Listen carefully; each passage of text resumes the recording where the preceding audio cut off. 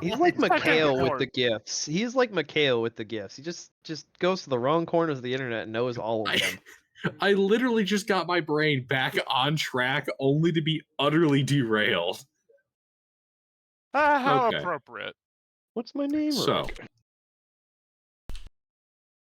I do believe you lot had just finished a long rest at the nice tower that you guys found, the very fancy forge. Talk Yes, to very nice. that weird, 10-foot tall man. Turns out his name is Loam. Underdark, you want to recap last week? Sure. We start off at that ruin that we're going to be making into our base. Loam had come and gone. We dug ourselves out. That was the Forge of the True Flame. While checking out some of the other sections of that ruin, we found a eyeball room, similar to a certain frozen eyeball room in the far north. And with it, we discovered the approximate location of the Helm of Teleportation, the Survival Mantle, and I think then we stopped. And somebody lost an eye. Somebody lost an eye. We also determined that I basically need Greater Restoration cast on me. So we're heading to Shargosh to get that done.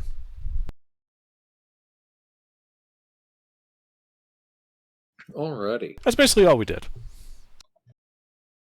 And we're en route there. Yeah.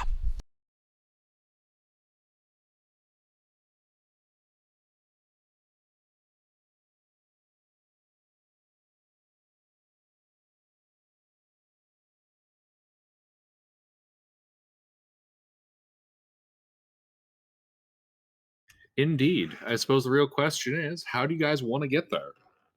Well, we were going along the coast. Yeah. We were already doing that. We were just following the coast right up until we get to the city. Oh, that's right. That's right. To avoid You guys getting had, lost. That's right. You guys put down your You stopped camp. it just outside of us. Yeah, just at the grasslands there, yeah. All right, in that case, you guys are about to take a long rest. Yes.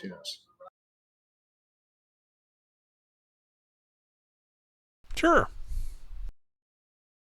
I remember the times. I just forget where I actually ended you guys. All right, so. Well, I'll be on third and fourth watch. Alrighty. How about first? The good Second. father will take first watch. He doesn't like to stay up late. Alrighty then. Oh. Veridil, do you mind taking second, or do you really I'll want take first? second. All right. What about me? Which one do you want? I don't really care. Put me on any. All right. Extra set of eyes.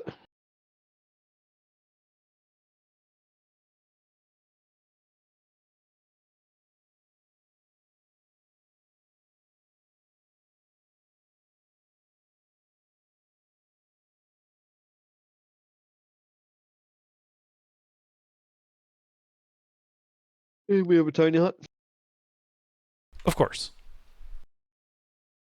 I always put up a tiny hut at night. And sometimes I put it up during the day. Depends on the combat.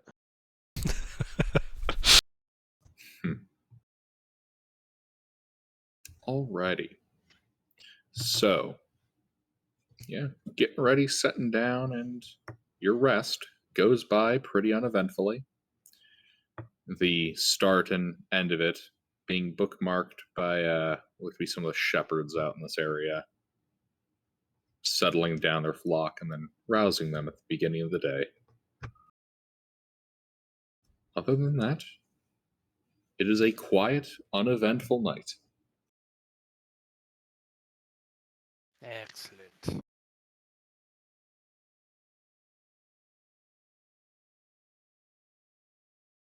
And then the next day, you guys start heading into Sargosh. Are you guys heading over to the road or just cutting it all the way along the coast to get to the city. I mean, once we have a visual on the city, we'll just head straight for the gatehouse. Alrighty. You guys are passing by, and as you begin, moving through the various hamlets and whatnot, you this would be about 2 miles out of the city, as you guys are moving through these various small farming hamlets. You come across one near the shore that has been, burned down. The kind of clay, I shouldn't say clay, but the mud brick buildings kind of gutted out by fire, and a number of bodies have been impaled on wooden spikes. Oh, that's never a good thing. Those poor souls. Is the leader of Shagash known for impaling people? It's a common punishment. No, it is not a common thing. Sargosh is nominally independent. Practically speaking, it is ruled by the War Master Droom. There's a more of a privy council that operates in it, operating under the management of a eunuch by the name of Tagmore. Well, definitely don't want to use his barber. Generally, impalement is reserved for like treason, sedition, certain types of heresy. Like worshipping fiends is going to get you impaled. Huh. Any signs or markings by the bodies? Yes. There is painted on the town hall a clenched fist in a style associated with the War Master Droom, personally. So his personal banner. Yes. Is Okay. his motto "Peace through power"? He doesn't have a motto, but that would certainly match his approach. But there's no writ of attainder or anything posted? There is not. Well, everything appears in order here.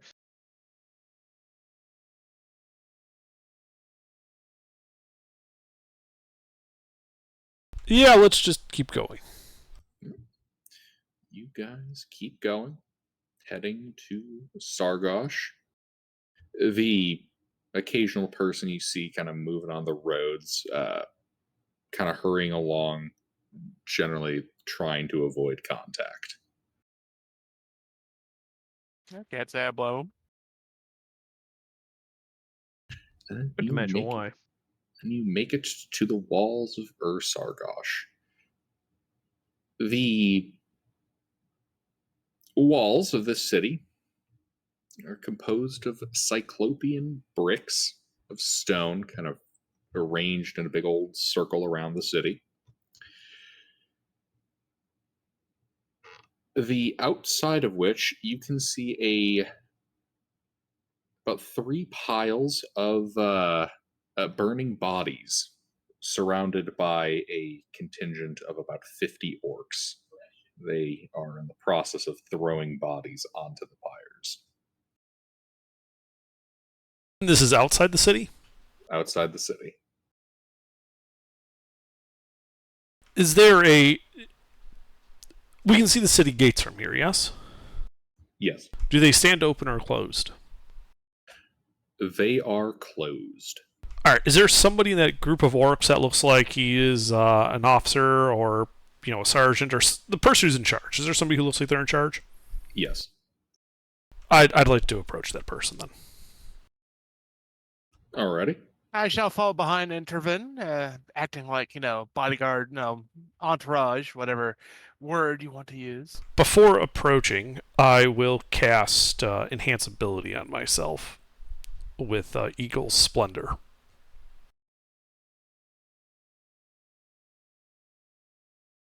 Advantage on charisma checks. Mm-hmm. You approach. You can see some of the other orcs kind of gesture for you to halt as you are clearly approaching their commander. Yeah, I'll stop and just. Or is this like at a polite talking distance? About twice that distance. Okay, I'll just say it in normal volume. Greetings, I'm Intervin. This is my company. We're some adventurers. We've been heading on the road from city to the west. Do you mean Koresh? I do mean Koresh. Okay. I like flip through like I have that map somewhere, but it would fuck up the flow if I just stop. Koresh, yes. We're adventurers. We've traveled along the road here from Koresh, and I saw the impaled bodies, the burned hovels, and now you having a bunch of burned bodies. Is this Is there a plague here?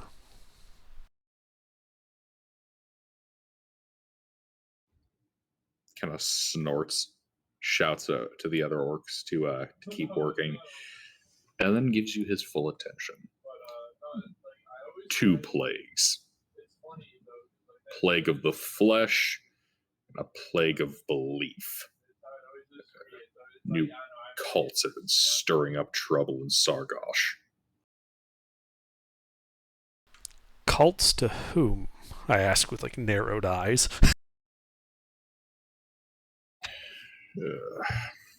Along with the usual doomsayers after the death of the God King. Half a dozen minor deities, local idols and whatnot.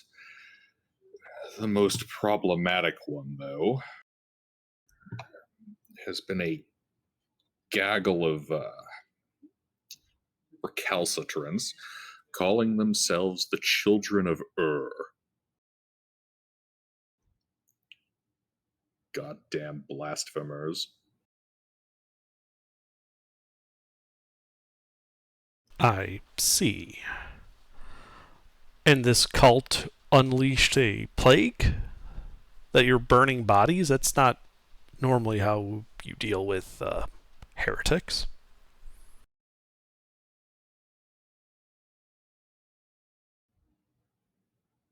Well, they've started proselytizing. Their cult's been spreading, and this plague started up.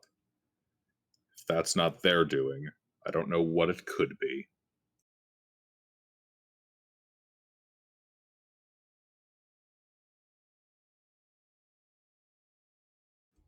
Bastards are calling for revolution. Claim that our war master betrayed the king. These bodies deserve a proper burial. If they're They're ridden getting one. with disease, burning is the proper burial.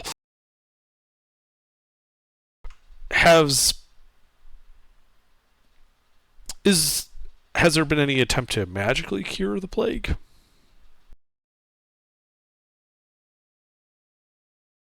Where possible.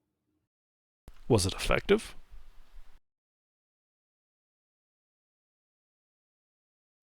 Not really, no. That's why we've resorted to simply killing. The old-fashioned way.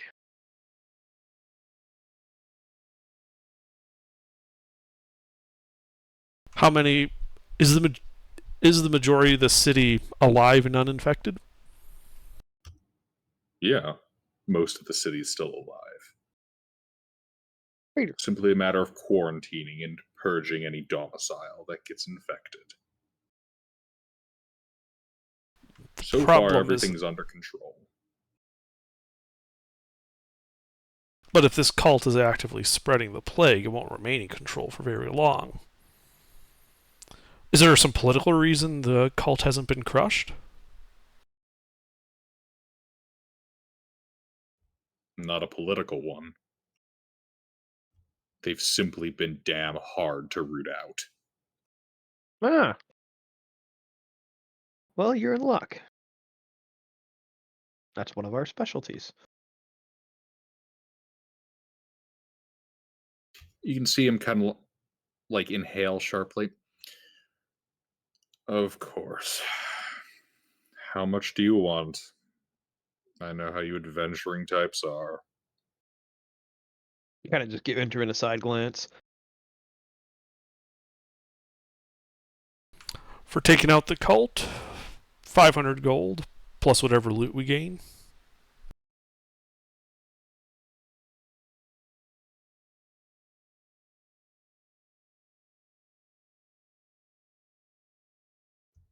He looks you over, almost surprised by the amount that you've asked.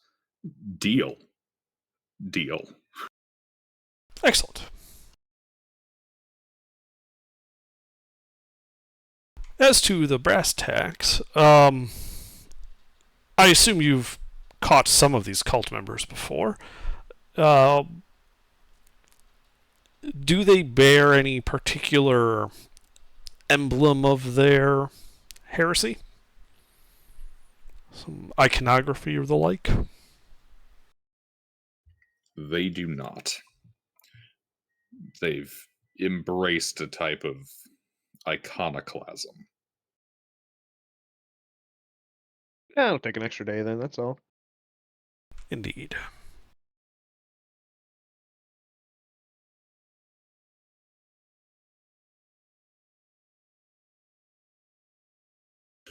If you want more information, head into the city. Talk to the locals. They might be able to tell you more about their base heresy than I ever could. Oh, we shall. We shall. I think I've taken up enough of your time. Thank you. I assume you don't normally operate out here. When we've completed the destruction of the cult, where shall we find you?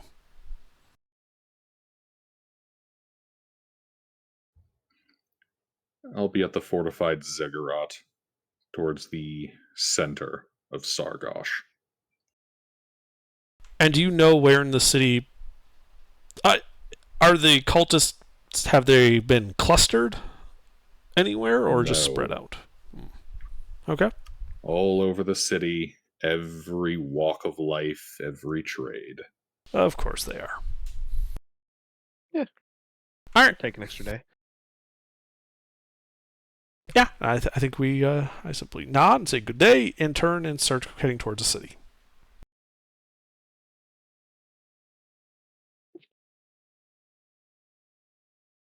Alrighty. The gates open up in front of you. And you can see the,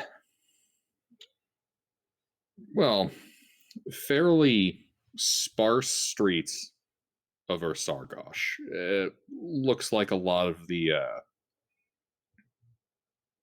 usual foot traffic that would have been in a city of this size has rather rapidly dried up. There doesn't seem to be a lot of moving around unless you have to on the main thoroughfare. Right. As you're looking around, though, the side roads are still a bit more active. It seems like people are generally trying to avoid the War Master's orcs. Mm-hmm. Yeah, probably a little scared of them, yeah. And you can see about half a dozen burned out buildings just on the main road. Yeah. I mean, understandable. But so the main street's not deserted, just lesser traffic than normal. Yeah, not deserted, just, yeah, lesser traffic. Less traffic than you'd expect. Yeah, for a city of 96,000. Right. as people are coming by on the road, can I just pick out somebody that looks like a traveling merchant type person? An outsider. Yeah. And I'll Yeah. walk up to him, say, "Greetings. Could I trouble you for a moment?" Hmm. Sure. What do you need? We're new in town, having just arrived here from Urkaresh. I was wondering if, since you seem to be a mercantile type, you might know this. Is there a decent inn in town? You can see him kind of think over. Well, let's see. Well, the running horse was burned down. Yeah, there's a fairly nice tavern and inn over on the kind of northeast wall. The what was it called? Oh, that's right. The Green Oyster. That's what it was. I've stayed there only twice, but when I was less well off. But it was a nice establishment. Insight price. check.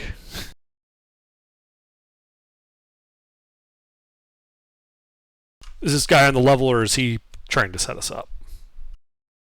He seems on the level, just trying to remember the name of a place he hasn't gone to in a while. Right. Okay. Just figure I'd do that insight check, and I'd be like, all right, great. Thanks for your time. Safe travels. You as well. And I start heading for the Green Oyster. We should totally get some rooms here. Totally. While Intervin was having that conversation, was the gentleman carrying wares or a cart or a wagon at all? Yes.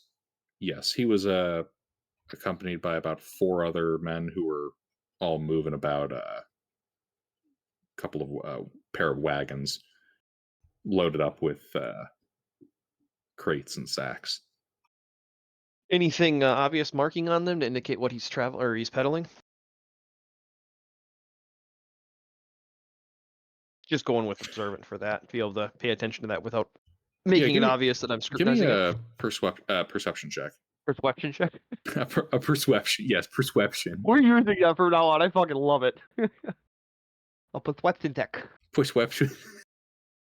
Make it perception check. Yeah. Can I pull it up my looks like spyglass? just No, I'm general trade goods.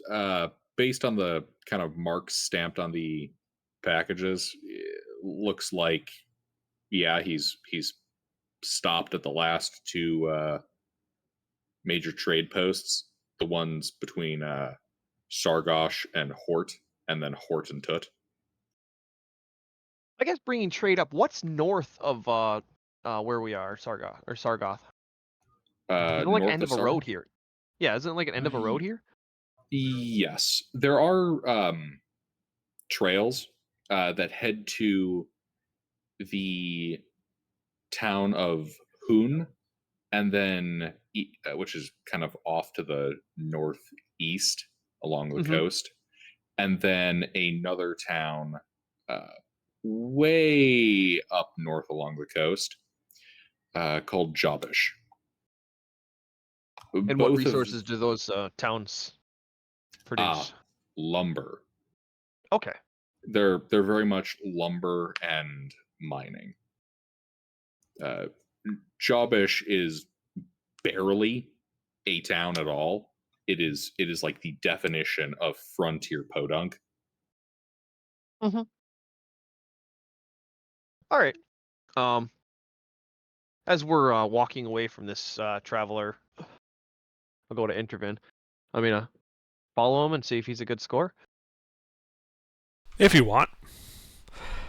But I was planning on heading to the inn and seeing if we can find out anything about this religious movement.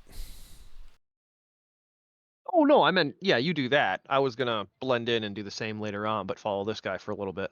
Sure, if you want to. I'm not going to stop you. Just don't get caught. I never get caught. Yeah, fair enough. That's literally my Instantly job. gets caught.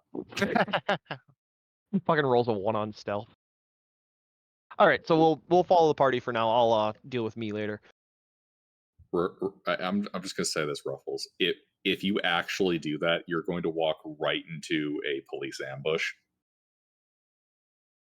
You're gonna walk right into the drug den right as the cops break in. I mean, And then I'll pull out my fake badge and be like, "Ha! I'm here to help. I was undercover the whole time. Why do you think I carry a forgery kit?" All right. Goofing around aside. All right, so you guys are heading yeah, to the Green Oyster. Yep. Yeah, they are. I'm gonna split off and follow him, but we can deal with me later. Him, the merchant. Yeah. Yeah. He is headed outside the walls. Okay. Then I won't. Okay. Yeah, I was if about to he's say, leaving, then yeah. you're gonna I follow wasn't sure him. if he was bringing his wares somewhere. All right, so the party goes off adventuring in Sargosh, and Rourke follows a dude along the trade road back to Urkeresh.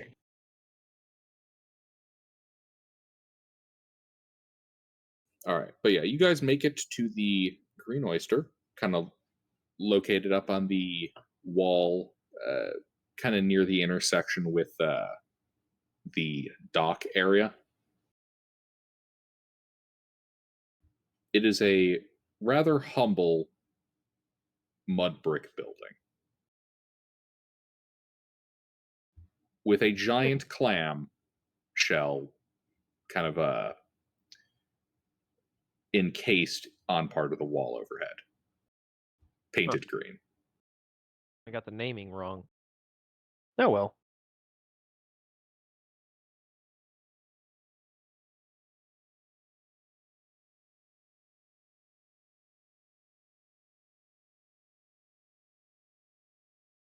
Well, let's head inside. Indeed. All right, yeah, you head inside. It's relatively busy, for about midday. You see a couple other merchants. There is a furbolg kind of manning the bar. Well, what passes for a bar. I'd like to get a pint of ale, please. Yeah, you're able to acquire one. Yeah. I ask about getting rooms for the night.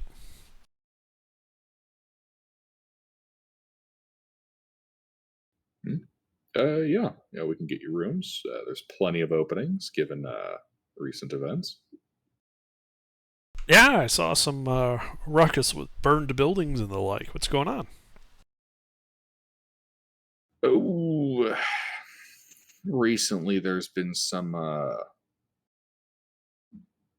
cult troubles. Ever since the God King died, we've Sargosh has always kind of been a hotbed of weird new folk religions. Bunch of farmers out in the fields, come up with some new fertility god or whatever.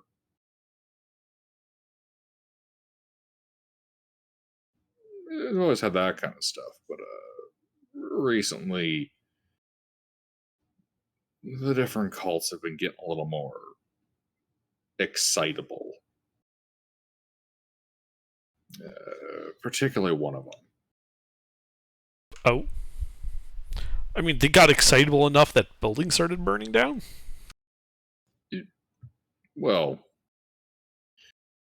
if I'm being honest, he kind of looks around the room a little bit, leans forward kind of conspiratorially.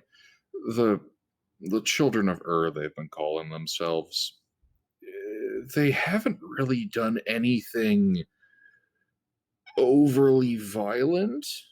It's more their beliefs that have been getting the war master and his soldiers on edge. What kind of beliefs? Well, the they have this they have their prophetess, and they claim that the God King was killed about 3 years ago by Droom and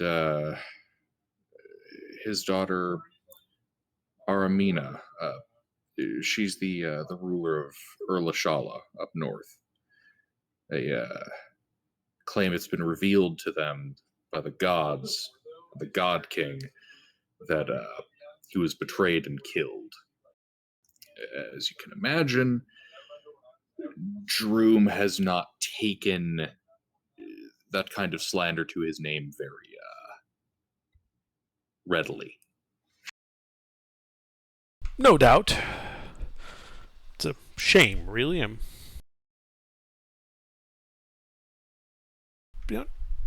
Name's Intervin. I'm a bit of a collector of knowledge and the esoteric, somewhat like of a amateur historian and the like.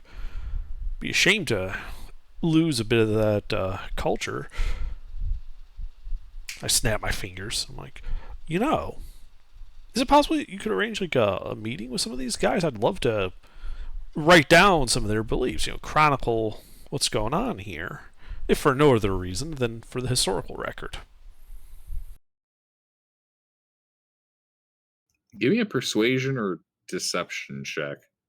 Persuasion, because I fully intend to document them in the past tense. He ain't lying. He's going to commit their beliefs to pen and to history by force. You ask what is mightier, the pen or the sword. I ask, why not both?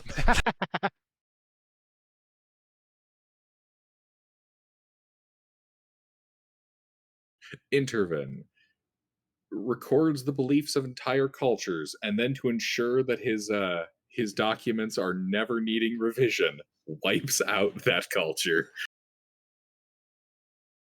Only when I get paid. Job security. All right. I can't set you up with anyone, but there's usually there's someone proselytizing over by the docks. It's been fairly easy for them to scram whenever the orcs show up. If you're looking to, Orcs not being the subtlest type. Indeed, they are.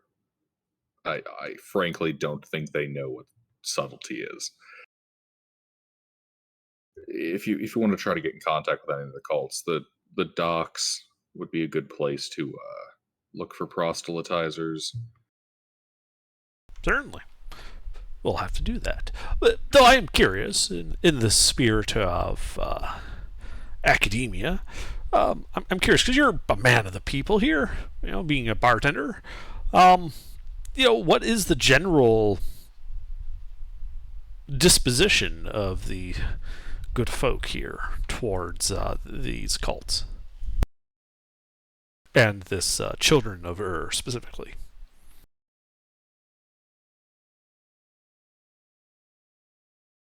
Well, part of the reason these cults haven't been stamped out is because of appeal to the people of Sargosh. I've lived here 20 years now, but I have never met a people who more contentiously will stick to whatever cult they've joined than the people of Sargosh. Frankly, the orcs are fighting an uphill battle trying to root out any one of these groups. But these Children of Ur seem to be particularly well dug into the city. especially for how much out of the woodwork they came. Good to know. Thank you.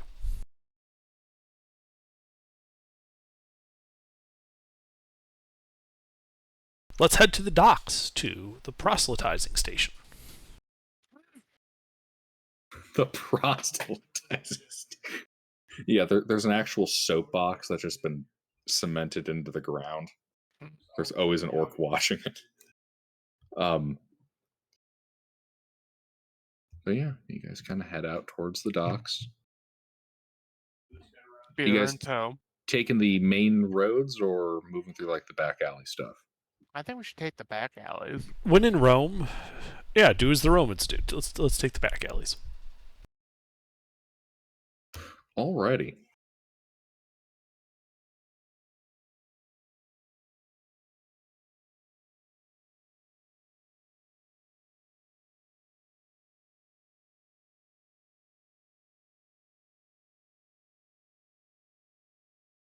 All right, yeah. So as you guys are making your way, you guys come across a man standing on top of, well, I shouldn't say a man, it's a halfling, standing on top of a barrel, chanting in halfling something. Do any of you speak halfling?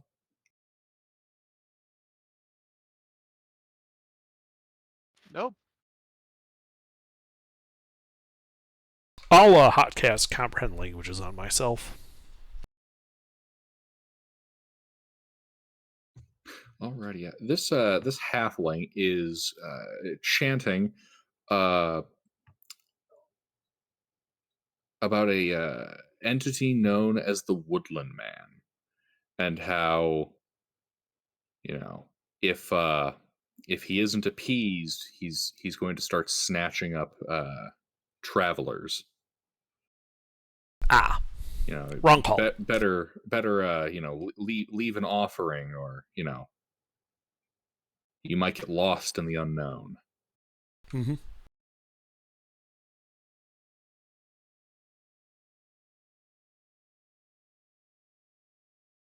Kind of keep making your way over, getting to the docks.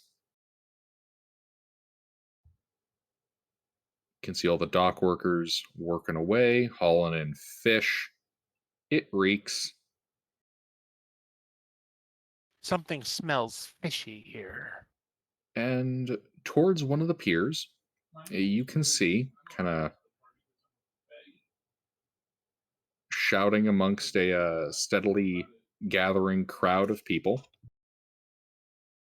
a furbolg, a different one from the one that you guys have met, who is you know, shouting out to the crowd about the children of you know, espousing their beliefs, you know, really going, you know, full like think Baptist minister, really, you know, going at it type stuff.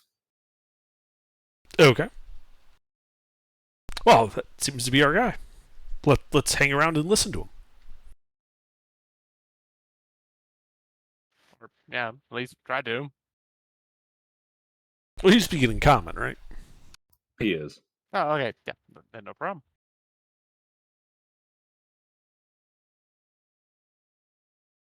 Yep. He's shouting about how you know, the God King was betrayed. You know, peasantry has to, you know, rise up and tear down the you know, those who have betrayed the God King. A lot of shit like that. You know, if they don't do it, there's going to be a war between the city of Koresh and Shala, and it's going to destroy their entire realm. You know, plagues, famine, flood, all that type of stuff. Very, very the end is nigh type shit. Dogs and cats living together. Mass hysteria. Yeah. The crowd is I love that. pretty well eating this up.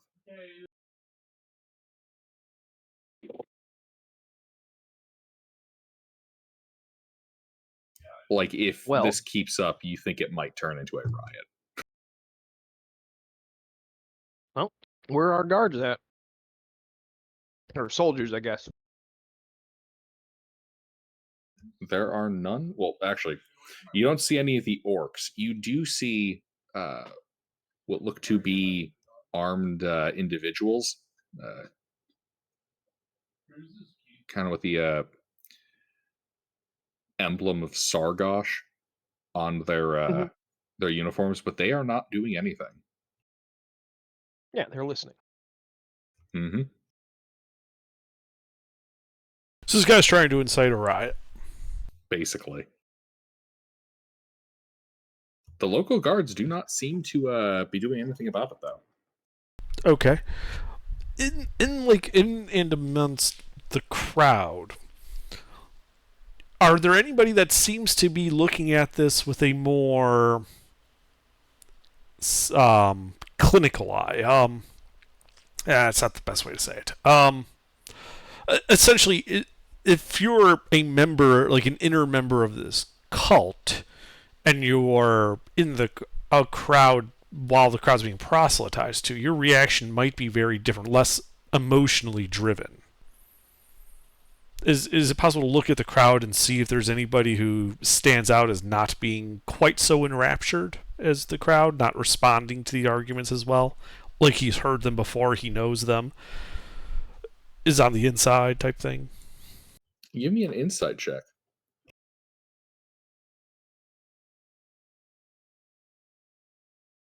I was going to ask the same thing, but if I can do anything with observant for that.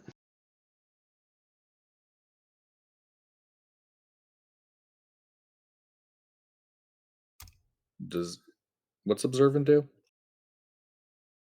Okay, it's written as I can read a creature's mouth, I can speak the language, understand it, I can interpret what they're saying by reading its lips. I have a +5 to passive. And then with Mastermind, I have the can mimic speech patterns after accents after I heard them for a minute, the ability to blend in, etc.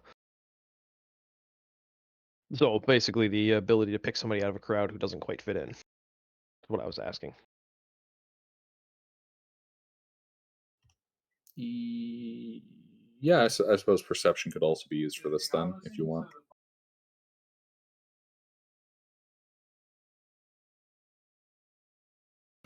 You guys do not pick out anyone in the crowd that would match that those parameters.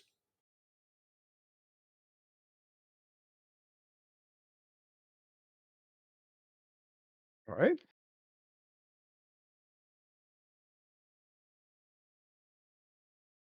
there anywhere secluded? There are some alleyways. All right. I'm gonna go to intervene. All right, I'm gonna disappear. I nod. All right, I go to the alloy and cast invisibility on myself with my armor. All right. And now we wait.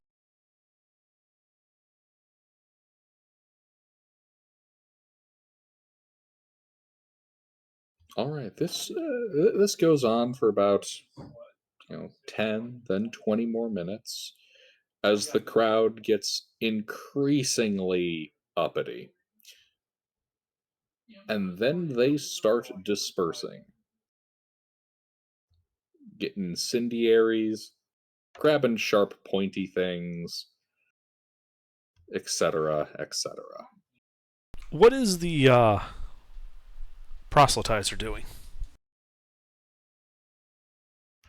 He has descended from his platform and is now moving with the crowd, kind of shepherding them along. Okay. It's like from behind.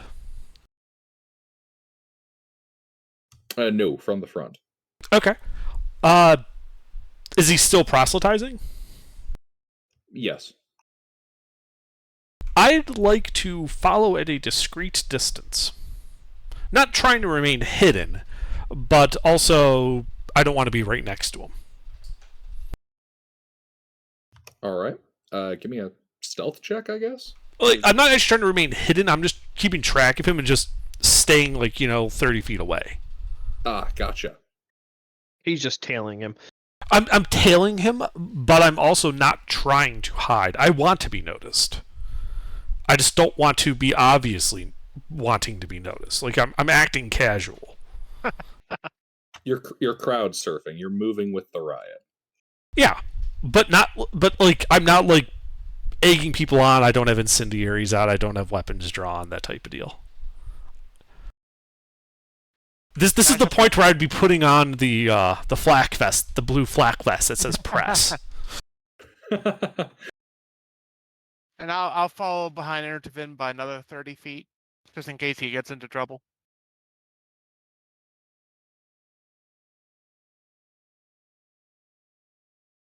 All right, yeah.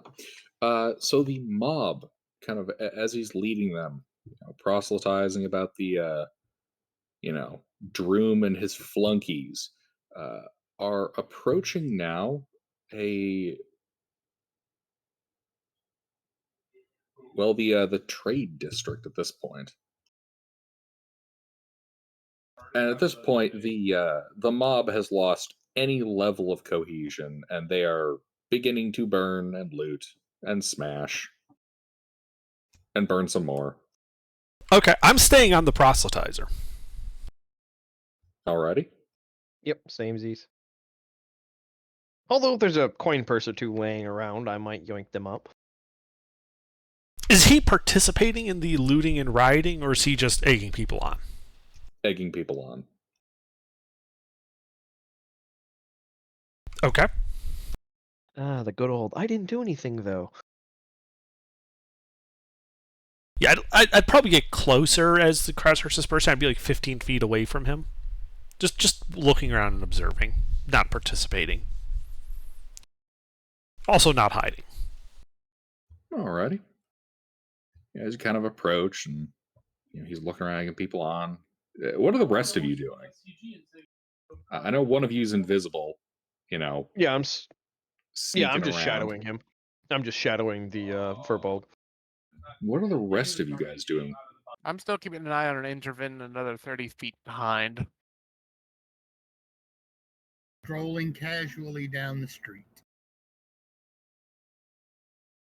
Then I would assume Walk Porkchop's casually. probably just playing bodyguard too. I am blessing people as I walk down the street like a priest does, greeting everyone. I'm sure I have one of the fighters with me as bodyguard or something. Okay, I love this visual. We're in the middle of a riot. Of a violent riot. Bless you, my child. As this guy smashes the table. I'm trying to calm the rioters down. The ones that aren't, making sure there's, stuff like that. Oh, you're attempting to calm the riot. Do tell me, Father Varric, how are you attempting to counter the proselytizing of this preacher? The what now?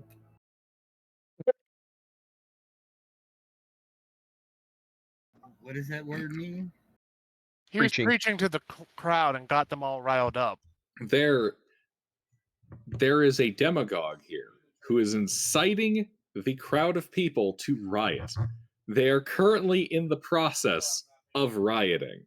Oh, well. He's continuing to demagogue. I am trying to anti-demagogue him by telling him peace is the answer. We do not need violence. The father's a pacifist. He can't actively let them set up a riot. He can't. All right. Okay, this is interesting. Okay. Ah, peace be with you. And also right. with you. And also with you. He's a Would you guys just calm the fuck down? Father Varric, in that case, give me a performance check? Give me a performance check.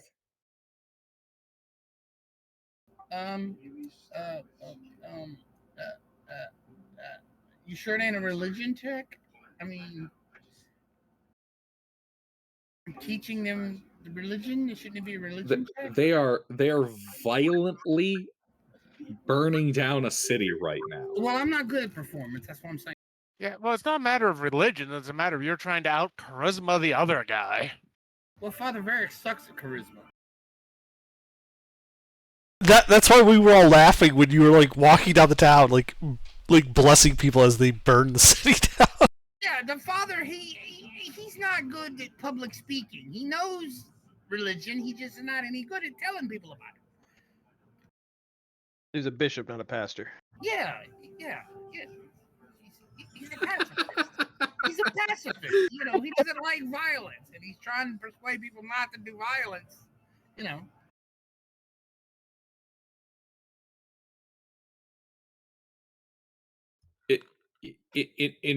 Okay. So what? You see a dude throw a burning table through a window, and what are you actually doing?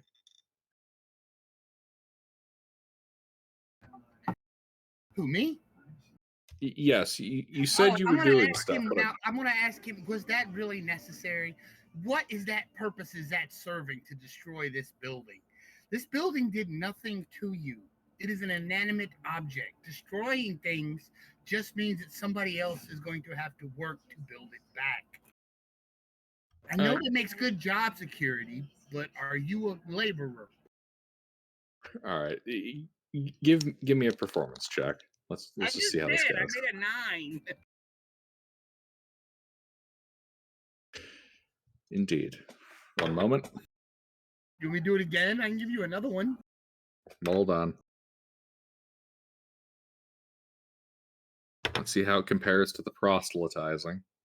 Well, proselytizing is probably very good. You know, he's probably a very good priest. He's probably a very good. Yeah, he's really good. Indeed. Your attempts to calm down sections of the riot are not working. They're too thoroughly in the sauce. I mean, to be fair, at least you didn't make it worse. I think I could make it worse. As long as they're not attacking me, then I'm fine. I mean, you could start a whole, like, religious war. I'm trying to lead them in kumbaya is what I'm trying to do, walking down through there. All I can think of is this meme. It's not really a meme, but it's fucking hilarious.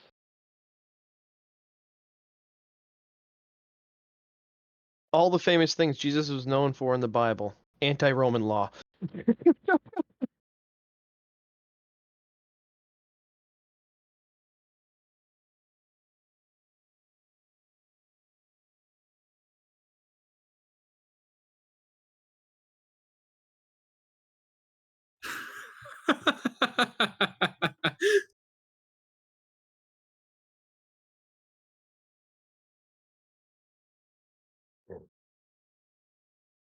Alright.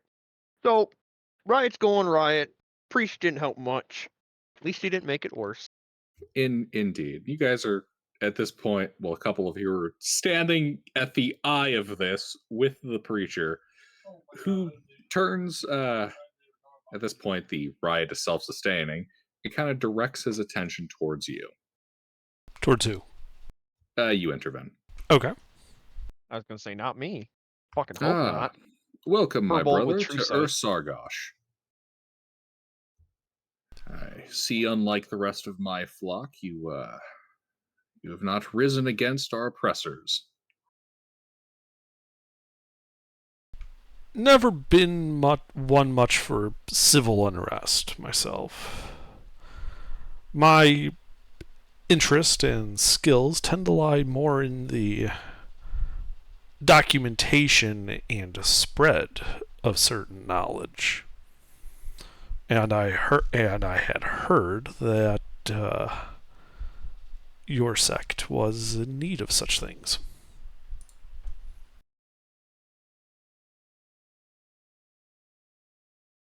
I was wondering, perhaps, if there was a place we can go that I could meet with more people of your faith, and get details, so that those outside of Sargash may hear of it.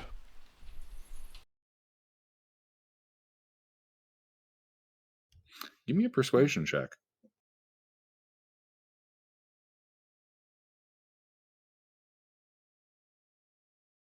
Well, fuck-a-doodle-doo. Womp womp.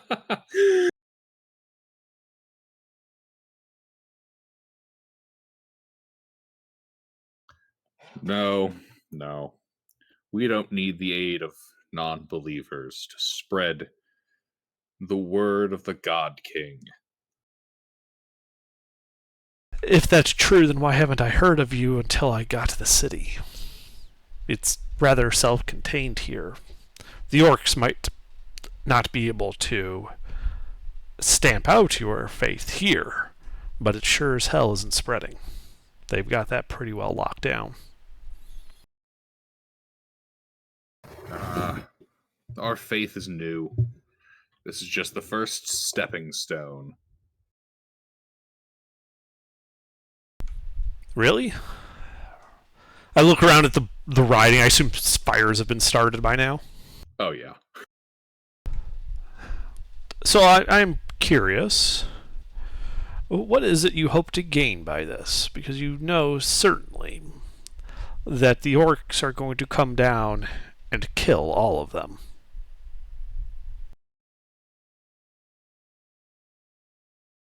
They will. They most certainly will.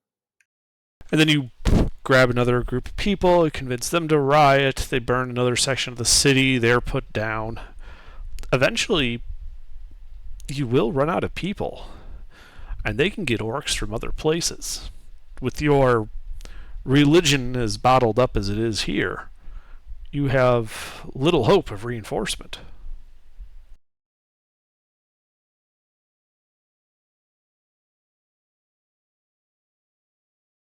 You are very well informed.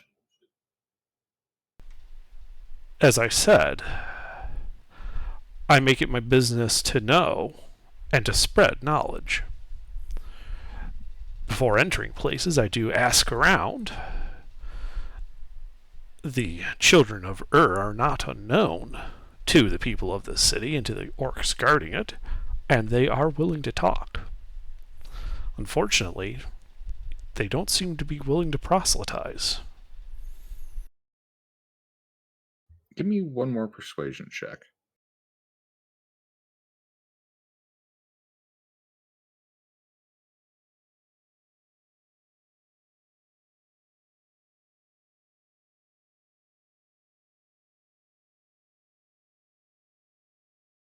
Dun, dun.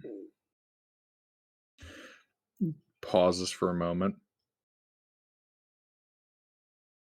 If you want to know more about our faith,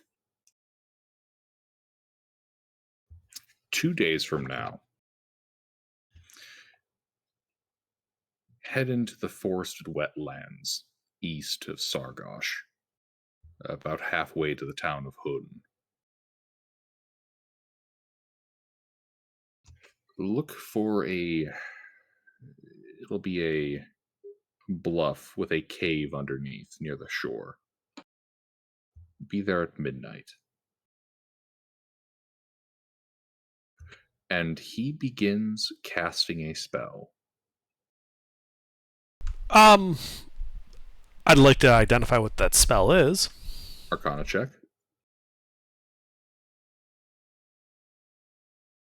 Dimension Door. Okay. As he leaves, and you can hear in the distance the blare of a horn and orcish war cries. I just Mechanics of Dimension Door? Like, could I go through it? No. Oh. You're thinking of Arcane Gate. Oh, okay, yeah. That stays Dimension Door is just a single person. Well, I think he can take somebody with him, but he doesn't have to. But he has to choose. Yeah. But it's a parametric teleport, so he can choose to go something like 200 feet straight downward, or 500.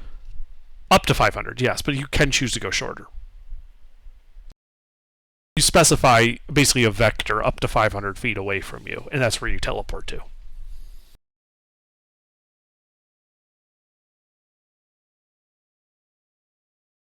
But yeah, and you can hear kind of down the other streets the it sounds like clashing between orcs and this mob.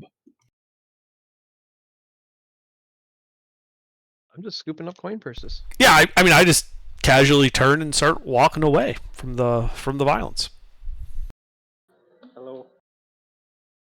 Alrighty. Hey, Dennis. But like, if like some orcs come around a corner, I just keep casually walking towards them. I don't have weapons out or anything. I'm not obviously a rioter. If they want to stop me and talk, that's fine.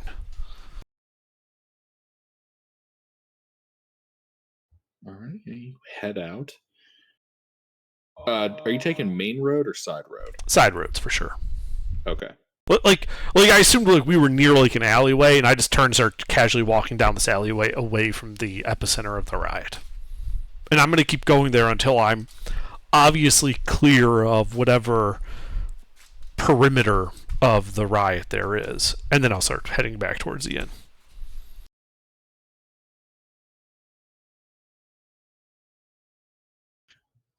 Alright, yeah. You you know what? Give me a survival check to navigate these alleyways. Sure. Oh no.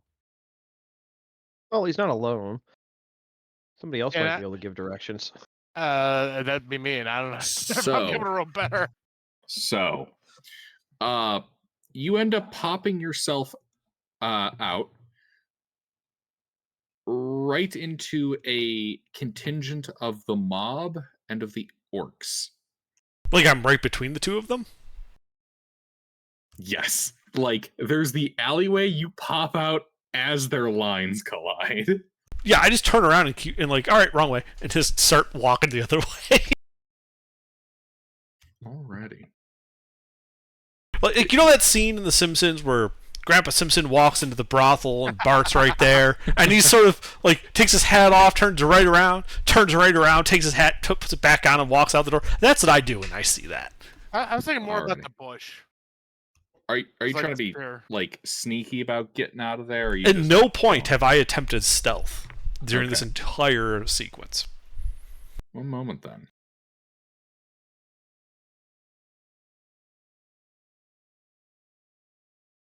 I'm still in the market scooping So- up coin purses. Can I make an attempt to find our way back to not being in the middle of this fracas? Yeah, hold up. Yeah, so while you do that, a pair of orcs kind of lunge down the alleyway after you. Do me a favor and roll a niche. Okay.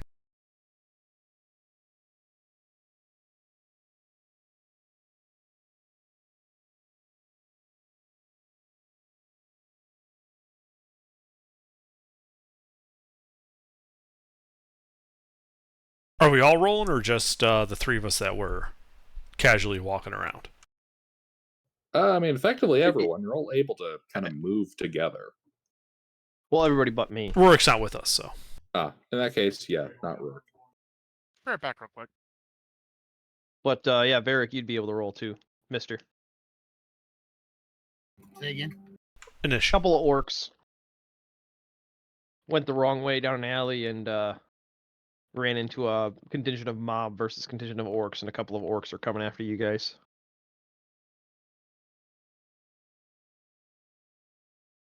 Yeah, you hear their shouts. Things like "kill everyone." God damn it. Faradul.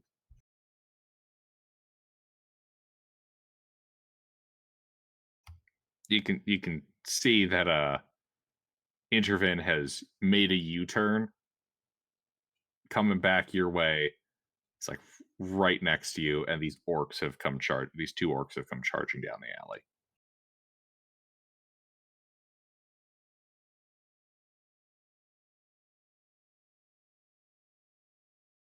What you doing, Faradul? Oop, the snoot.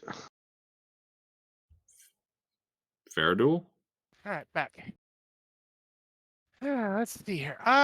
So the orcs look like they're trying to take us out, right? Yes. Yes, they seem to be trying to kill you guys like they're killing all the rioters. Right. Well, yes, we're gonna have to return the favor. Let's see here. Make us the attack, yes.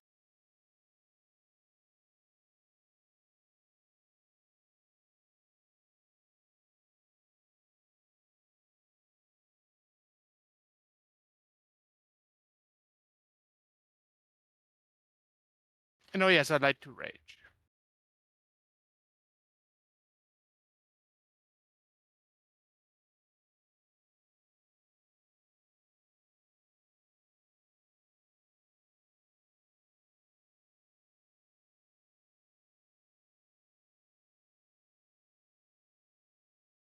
Hello? Yes, I'm sorry. Ah, all right. I had some background stuff going on. Ah, All right. Those are your attack rolls? indeed. Those both hit. Excellent.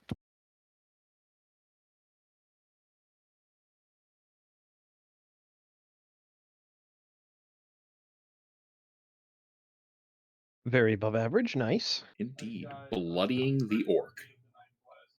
And that would be my turn. Besides the rage, of course, but otherwise that's it. Alrighty. Varric?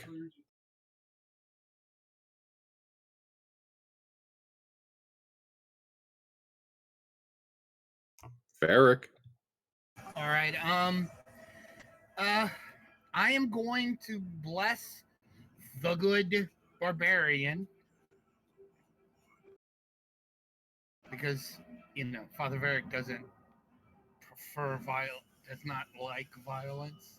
So I am going to bless the good doctor. I mean, the good the good almond farmer. How many And were you blessed? how many of us are together? All of us together? Except for me. Except for Rurik. Okay, well then I'm gonna bless the father, Thea, and Intervin then. I'll give all of them some blessings. Here you go. We can all have blessings. Yay. Yay. And then I'm gonna back away. How far are the monsters from me? The orcs, ogres, whatever they are. They are orcs. How far Hopefully are they're not ogres. How far are they from the good father? 15 Maybe. feet. How many feet? 15. 15. Well, let's put some distance between us and them then. We're gonna put full 40 feet between us, me and them. I'm gonna back up, getting away from everything out of the general area. Back up down the street, I guess.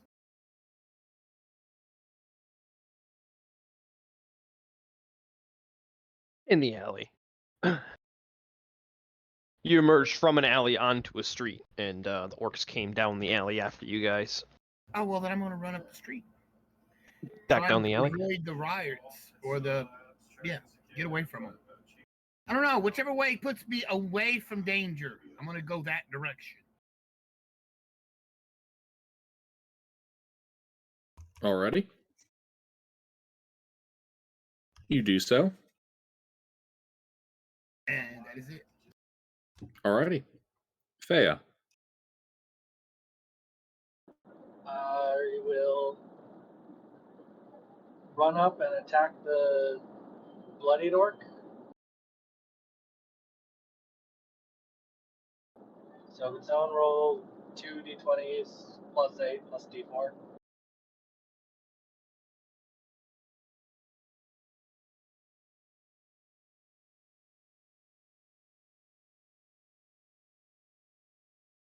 Oh, I'm sorry. 2 separate rolls. Yes. Okay. This will be a 24 and a 9. Oh. Sorry, 11. But Yeah, 11. mental math. So 13. One hit. So 2d6 plus 5.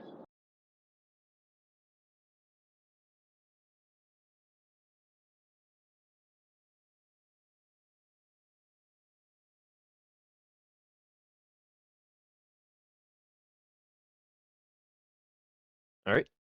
11 damage to that orc.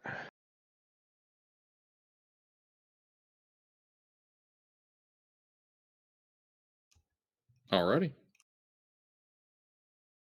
He is near death. These guys. Well, they are recklessly going to counterattack Faradul.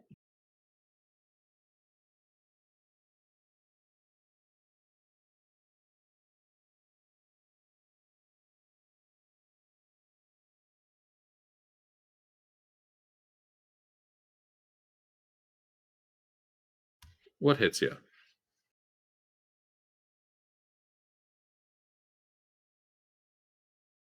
Faradul. Two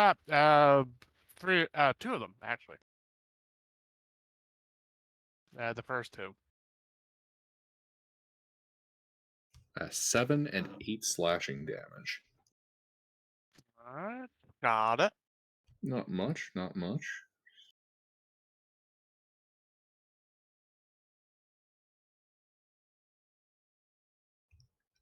Intervene. How far am I to these guys? Let's see. Probably about 10 feet. Okay. One's near death, the other's unhurt. Correct. Alright. I will quicken cast Tasha's Hideous Laughter as a bonus action on the unhurt one. I need him to make a wisdom save. Yes, make them giggle. Good thing orcs are known for their wisdom. He falls over, laughing. And then as my action, I will Super Soaker the near death one.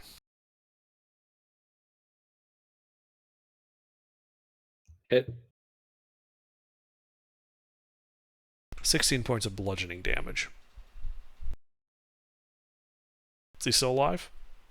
He is not. Okay. Technically, you had advantage. They reckless. Not a crit. Yeah. We could try for some overkill. And I'll just walk away. Alrighty. That's it. Alrighty. Faradul. I would like to finish off the orc that is heavily wounded. He's dead. Never mind. I'd like to take on the orc that's laughing hilariously on the ground then. Okay. No witnesses. No witnesses. No witnesses. Is there any negatives for him laughing hysterically on the ground? He is prone. Yeah, he's prone, and you have advantage on your attack rolls. I like that.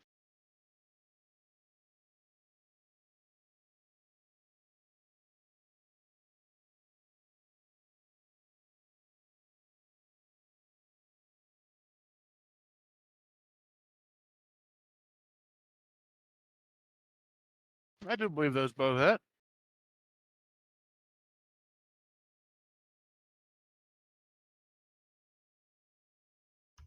Indeed, 2 hits.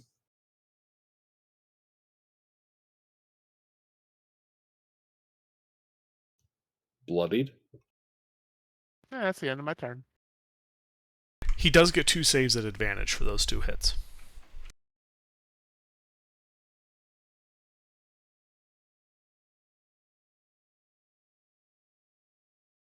He's still laughing. Alright. Varric.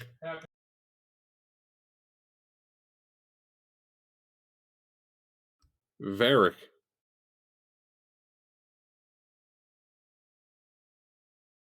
Father Bear. Are the orcs all dead? No, there's one laughing hilariously on the ground that's bloody. Oh, poor man. How's the party looking? Only they fair didn't duel. attack though, did they? They just fell over laughing. One fell over laughing, and the other fell over dead, right? I mean, I got a slight paper cut, but that's about it. I mean, there's not really much for the good father to do. You know, the man's laying on the ground laughing. The father won't attack him because he is helpless, and that, so I'm just gonna. You can heal start- fair duel back up. I mean, No, you don't have to. I mean, it's only down a little bit. how much damage did you take? 7. Well, you're a barbarian. I mean, Yeah, exactly. It's like it's not I worth mean, you it. took what, 4? No, I took the 7. No. Oh, 7 after having. oh, okay. I mean, still, you're a level 5 barbarian. Yeah, I'm not saying you should heal me. I'm saying you should not heal me. I'm good. The father's just gonna start performing last rites on these guys. One While of they're them's still- not even dead. Oh wait, is that an intimidation check? Does he have? Does the You orc may have have thought roll? this, but at the He's same, unaware of the circumstances because of Tasha's. He's Ah. literally lost his own mind laughing. yeah.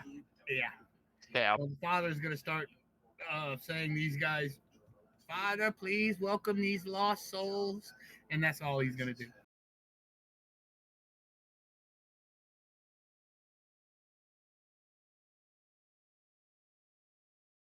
Already?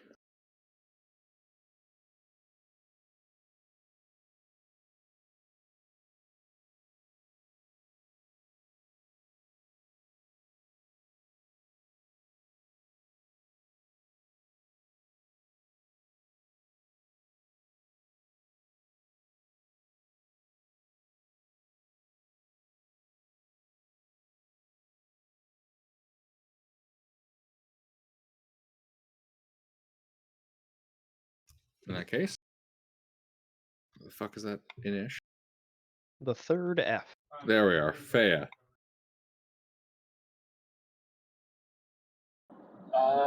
Two more stats. All right. You do have advantage on them.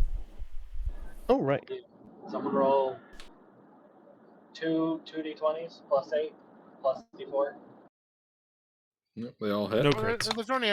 I'm quite sure there's only one D4, if I remember the blessing right. The first roll, if you look, they're separated. There's 2 d4s, but they're on a Ah. separate. Yep. Gotcha.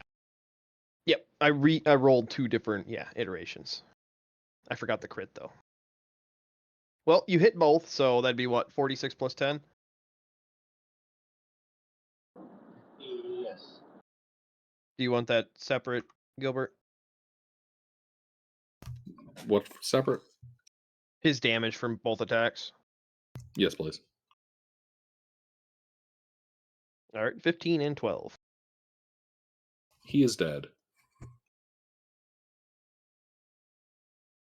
All right, now let's hide the bodies to get the hell out of here. Why hide the bodies? That's a good point. Let's just get the hell out of here. I'm already walking away. Only this time I'm going to cast invisibility on myself. Lasts an hour. I'll meet you guys back at the inn. What? Okay. Then there was 3. 2 party members turned invisible. Left the rest of them be. You I guys mean- will be fine. I was being invisible to loot.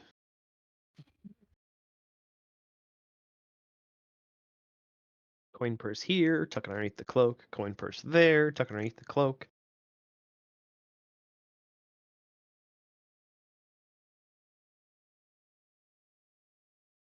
All right, well, I'm gonna get myself back to the inn and hopefully Father Varric and Fea at the same time. All right, Ruffles. Wow. 48 That's so copper funny. pieces. Oh, Oh, that's at that point- great. At that point, you might as well make them D1000 gold copper pieces. You get 48. Oh, at that point, you might as well make them gold pieces. It still won't even that good of a take. Nah, they're copper. Yeah, These are peasants. yeah, that's true. Well, I mean, they were, in a market district, I would imagine there's some currency floating around there. You said there were, Yeah, they attacking the got used stalls. to That's all where this. I would be going. I wouldn't be taking coin purses off of belts. Yeah, but they I'd got be used going for to the it. They lock kept all their boxes. gold all secure, and when they had the vamoose, they took it with them. Indeed. Apparently, the rioters didn't bring their wallets.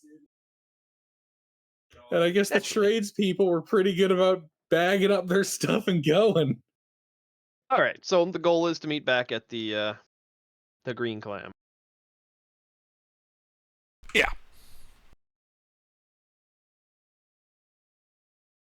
Yep, you guys do so. Bartender's still there. How's it going? Oh, it's going all right.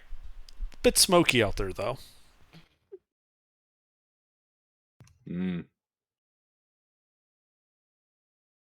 Yeah, they've been burning bodies from plague. Yeah, we saw a gaggle of them when we came into town. Burning bodies, I mean.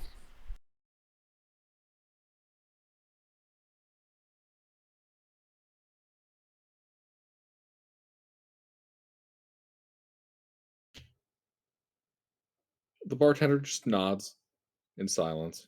Yeah, and I just, I get a drink and just quietly drink my drink. Waiting for the rest of the party to show up. Yeah, and I'll show up and sit down next to Intervin and get a drink and put 5 gold pieces on the bar and slide it up to him. And, well, that tip paid off, so thanks. As you guys, I should say, well, while you guys are waiting, you see a townsfolk kind of run by the window, stick his head in, and shout towards the bartender. There's been a riot. Orcs burned down the whole trade district. It's like 100 dead people. It's terrible. Runs off to the next building. Looks like he's doing like town crier type stuff. I just let her 5 gold pieces. It really paid off.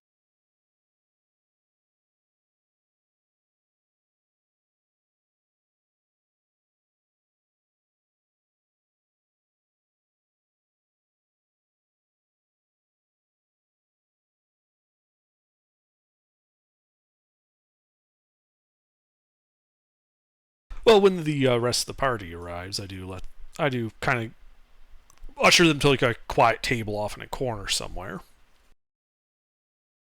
Indeed, the bar is currently empty. Yeah, and just let them know, in quiet tones that I do have a bit more information for us.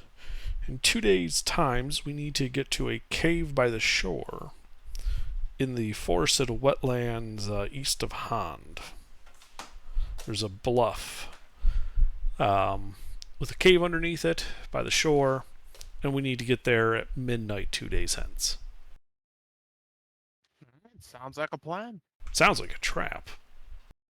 Well, I mean, there's usually only 2 things to go about it: avoid the trap or set off the trap. Next move. Also, where is Hand? Hutton. It's about a day and a half east. Oh, okay. And these wetlands are, I'm assuming, more than half a day wide. 1 second. So to reach on time, we'd basically have to leave tomorrow morning. Yeah, that should be doable.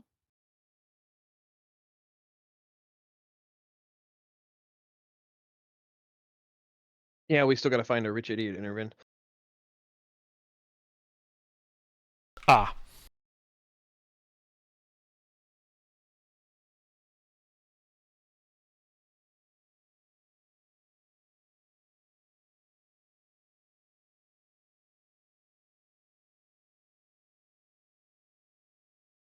The red X is where we need to go?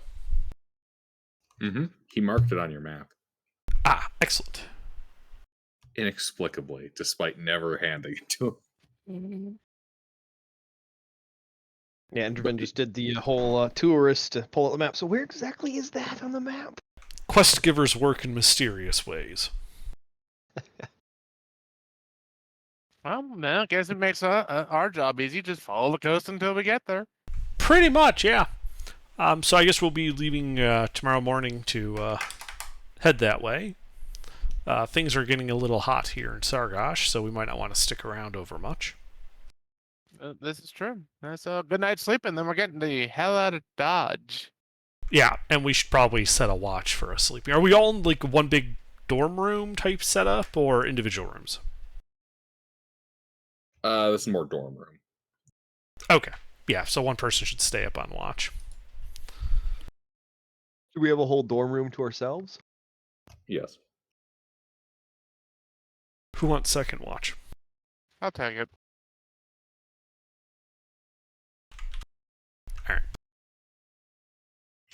I mean, Why don't you frankly put me on speaking, watch? its design is, as far as dorm room goes, it's got more in common with a motel mixed with like a stable, except that the stables are meant for people.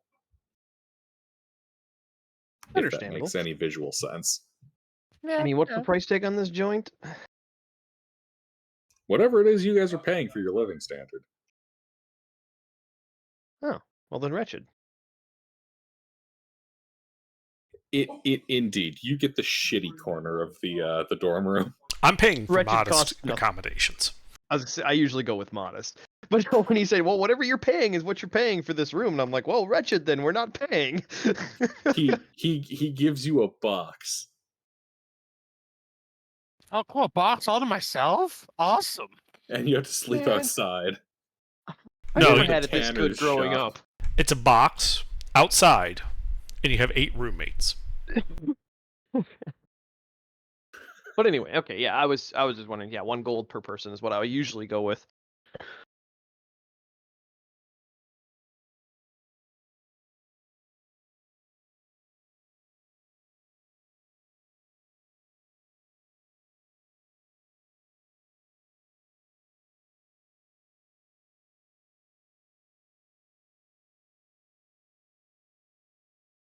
Well, we don't actually have to rush there if it's a day and a half to whom. That's going to be closer than a day. It's a day and a half to get to is it a day and a half to get to the place or to Hoon? To whom? Oh, okay, so it's Remember, only you- like a full day's journey away. Yeah, you can get 4 hexes in a day. 5 if you move at a quick pace. Well, we should probably head out in the morning just because we're likely to get lost. What? Us? Never. That's never happened. Well, we need to hire goons too. Could we do that in the evening? Like, is there enough time to hire I'm not some, sure we want to hire these goons.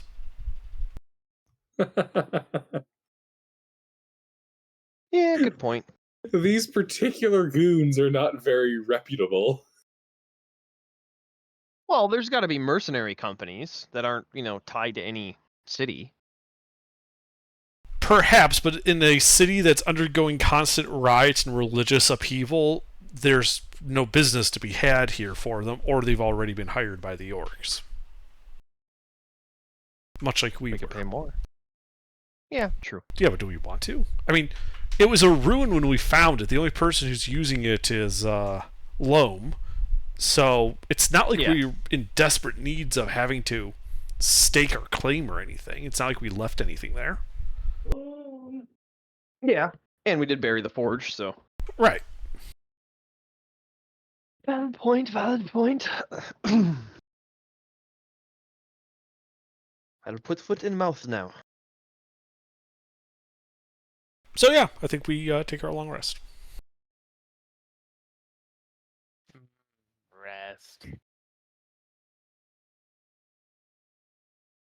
Alrighty. You rest.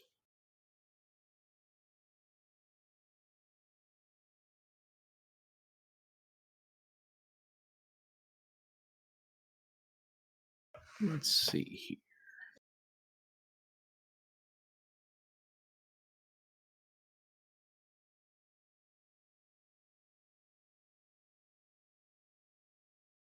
Indeed. Let's see here. Ooh, okay. And what's your passive? 13. Okay.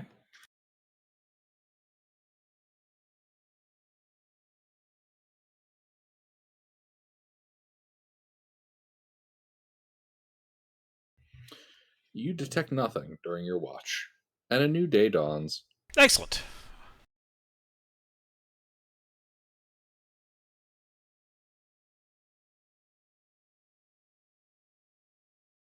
Hey, Intervin? Yo. There's a clay tablet at the foot of your bed. It's not yours.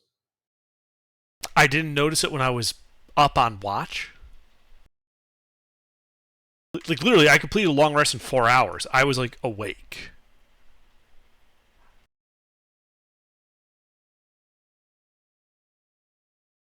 I literally shat my brain there for a second. My apologies.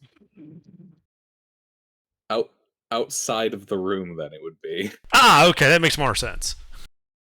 Oh, cool. We get a paper for the morning. I just open the door, bend down, grab it, bring it inside, and read it. My God, no, sir. I'm looking at the watch. Intervin. All right. So Intervin's conscious, and they detected that he was conscious. So they'd go in the room and put the slab right in front of him. Wait, what the fuck?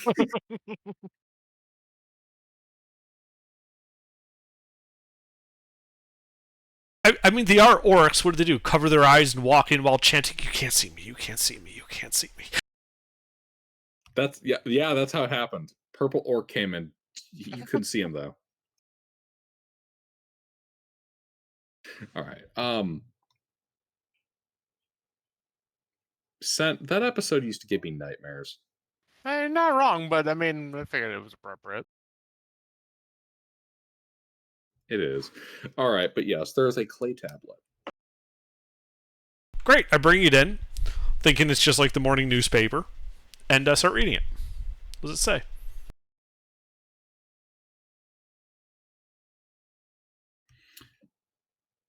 It says,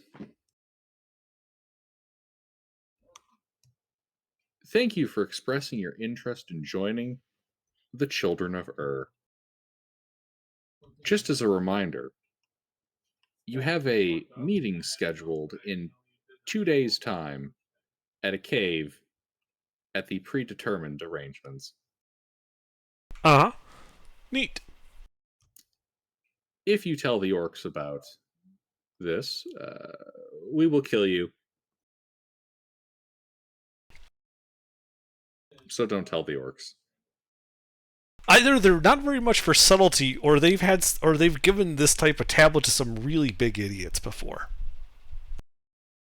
Please, have a nice journey. This tablet will self-destruct in 5. That's what I was expecting. And then below that it says, "Please smash tablet." I take a rubbing of the tablet and then do as they bid. It never forbade making copies. God, now there's gonna be like a tablet next time with a whole bunch of tiny print that saying, you understand by reading this tablet that you agree to smash and make no copies of this tablet. Actually, before I smash it, I will do a detect magic ritual.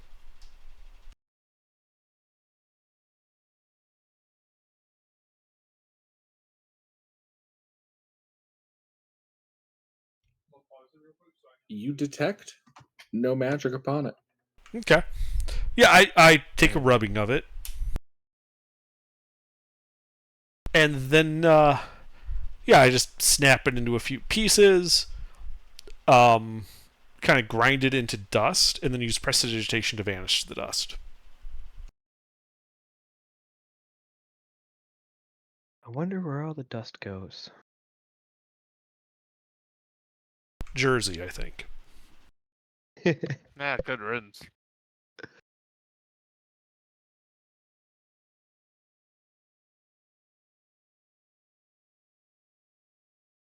I just put the rubbing of the meeting invite in my pack with all the other heretical and forbidden knowledge pieces. I've actually lost track of how much of that shit you have. I have lots of it, yes. Let's see Do you have here. an itemized list you can send me at some point? Sure.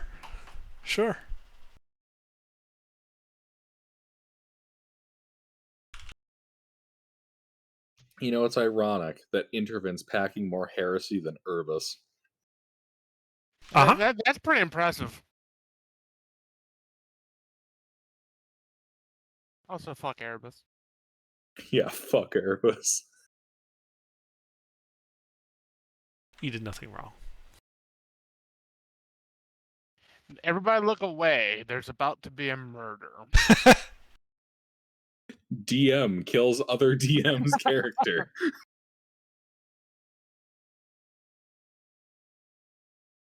In a totally legit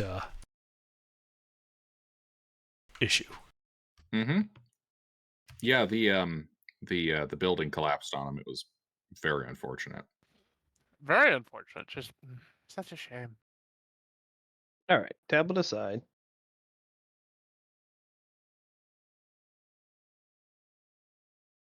Indeed.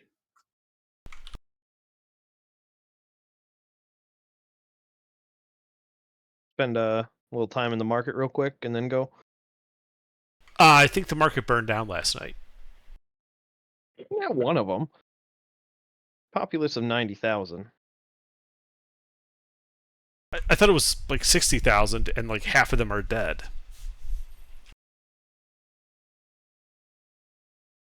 Just 100. Oh, just 100. Got it. Who cares? Yeah, let's go to the market. Yeah, it's a city of 96,000. There's maybe like 1,000 dead to disease and another 100 from that riot. Oh, so Because barely a drop. We might run into new characters. You never know. Indeed. As you leave the inn at the same time as what Sleuth, introduce your character. I don't have one. I've got a cold instead. I'm just here to lurk.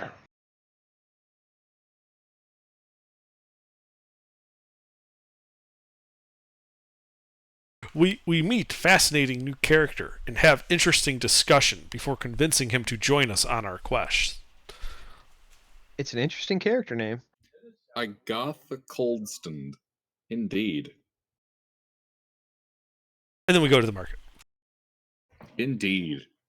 Insert placeholder social encounter here. Indeed. Sleuth, when you're feeling better, we can run through it. Yeah, next week probably. Indeed. You Or- head to the market. Things are a little tense. You can see a number of orcs, about 5 of them, just kind of keeping an eye on the this market area.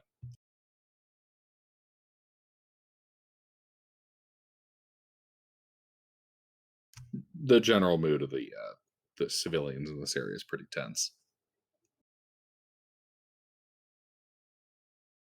I Alright. act like completely normal. I just ignore the tension floating in the air, and just conduct myself like I do everywhere else.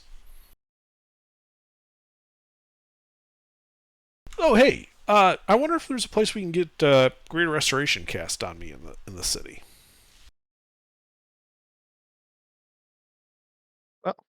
Good place to start. Normal PHB, Gilbert.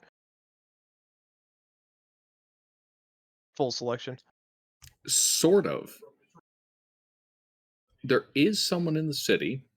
When you ask about it, they actually direct you outside of the walls. For Greater Restoration? Yes. The only person that they know of that possesses that kind of magic is a shepherdess outside of the walls who, well, in the last couple of years, developed not insubstantial magical capability. They think maybe she might be able to help you. Great. So we'll wrap up with the normal purchases then, and then head outside to meet her before heading off towards the swamp. Or sorry, wetland. Yeah, that's where my question comes in, Gilbert. Just normal PHP is fine for regular purchases. Hmm? Yeah, Oh, regular PHP prices. Let's see though. right. Because this is actually the first time you guys have ever used high-level magic. Underdark, what is the cost of that?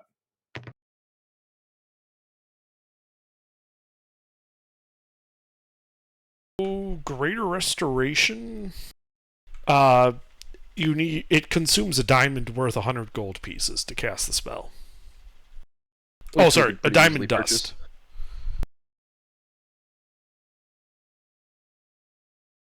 Yeah, it just needs diamond dust worth 100 gold. So I'm sure we can pick that up in the market. Yeah, you guys would be able to do that. All right. 'Cause, Any the shepherdess collectors? does not have the goods on her. She just has the ability. Any collectors that might be interested in Kargosh armor stuff?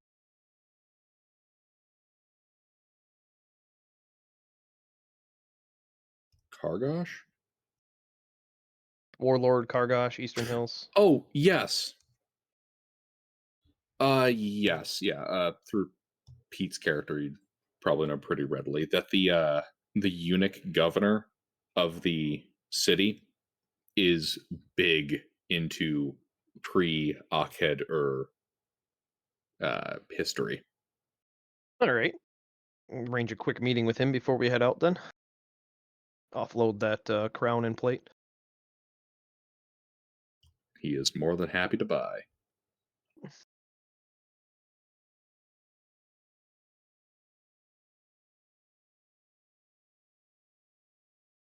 All right, I don't feel like doing bargaining, so I'll just do face value for that. Are you feeling okay? Huh? Yeah. Guys, Just know that we spend a lot of time in cities, so. we've got a pod person. Ruffles has been replaced. Oh no, I got him sick too. Odd people. Alrighty, you sell it for the listed price, no take backsies. I mean, yeah, that's fine. I mean, it's 3,300 gold, so.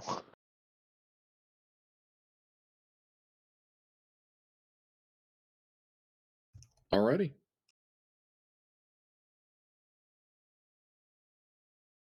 And then, yeah, I've offloaded all the other miscellaneous little junk. Alright. I already had all of those numbers done, so that's why I was like, normal PHP.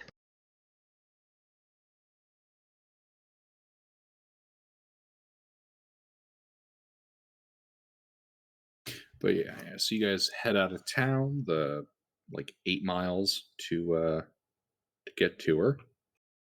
To find the magical woman in the swamp. No. She's not in the swamp. Flatlands. Close enough. Technically hilly grassland in this particular section, but yeah. Oh, wow. She's a shepherd.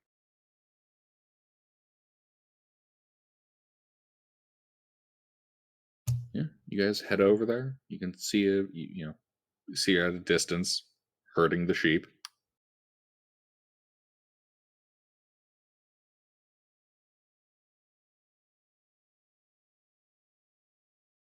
And then present the stuff, and she will cast the spell. Oh, great.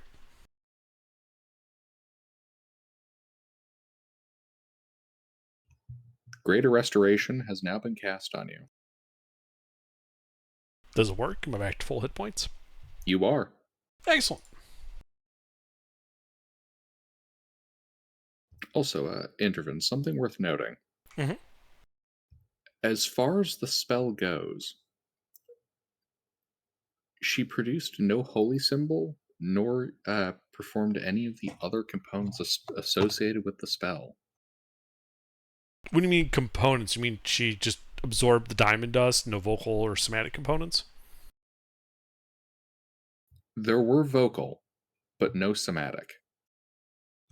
No Huh. holy symbol, nothing. Wait. Simply the diamond dust was consumed and the spell was cast with a simple vocal use. Okay. I mean,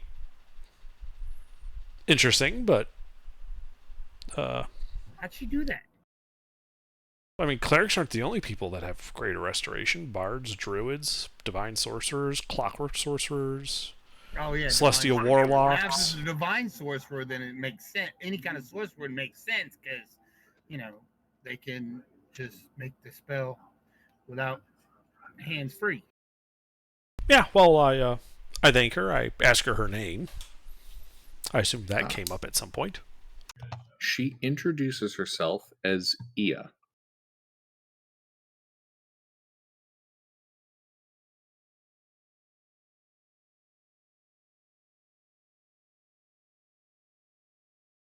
Okay, the only thing I don't have stock of is what people have what for potions of healing.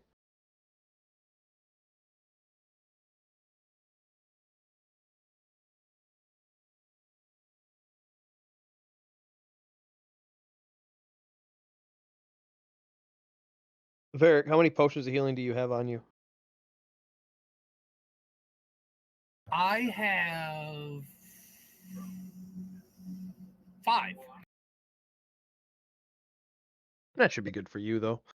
Yeah, because I Yeah. used yours the last time I used some. I haven't used any of mine. Yeah, you're using the one. I told you to keep your number the same. I just subtracted them from the party inventory.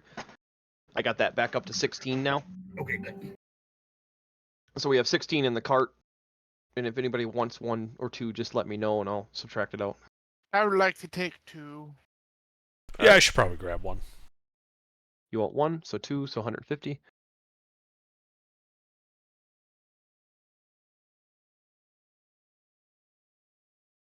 I don't seem to have any in my inventory. You want 2? Sure. All right. All right. You guys have 2, 2, and 1. They're counted for. All taken care of then. Okay. Yeah, I thank Ia. And I guess we're on our way then. You guys head on your way. Alright, so that's. Alright. So by the time that's all said and done, you guys begin traveling through the forested wetlands east of Ursargosh. Give me a survival check. We just following the coast? I think I'm still the only one with any bonuses to survival. Are you backpedaling all the way to the coast? If we have to backpedal, then no. We probably head in the direction that we're going to, but also angle down towards the coast. We eventually meet up with it. I mean, the place we're heading to has a place on the coastline anyway. Mm-hmm. Yeah, so we're heading south by southeast. Indeed. Faradul, give me those Yay! survival checks to navigate successfully to the described location. How many do you need? Skill challenge, so 3. Nice. Well, nice. Can I provide assistance? Too late. He already rolled. And Faradul deftly navigates you through the unknown. So I just need a good, beat like thing to aim for, like the ocean. Like, got it. Alrighty. So.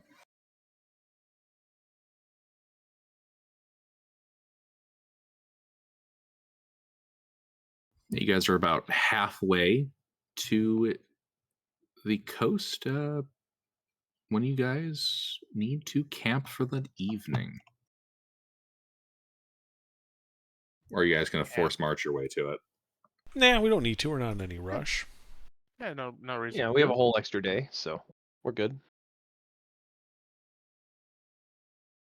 Yeah, I'll just pop up a hut. We'll set our watch and go to sleep.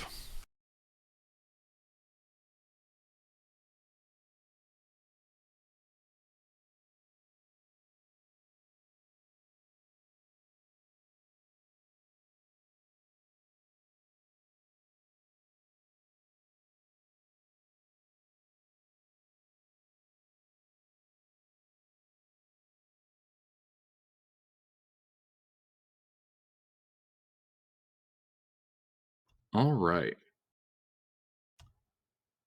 Let's see here.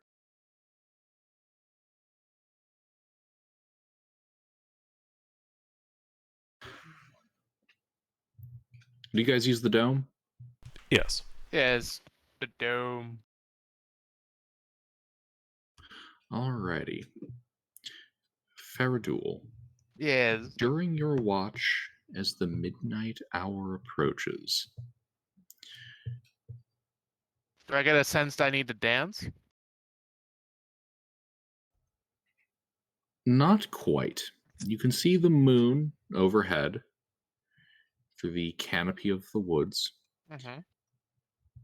and you can hear at the very edges of your perception singing. Dang it. Are we talking like happy singing? Solemn singing, church singing? Like, what's the Haunting. mood? Think haunting operatic baritone off in the woods. All right. Well, I'm gonna wake up Rorik and then ask him if he's hearing the same weird shit that I am.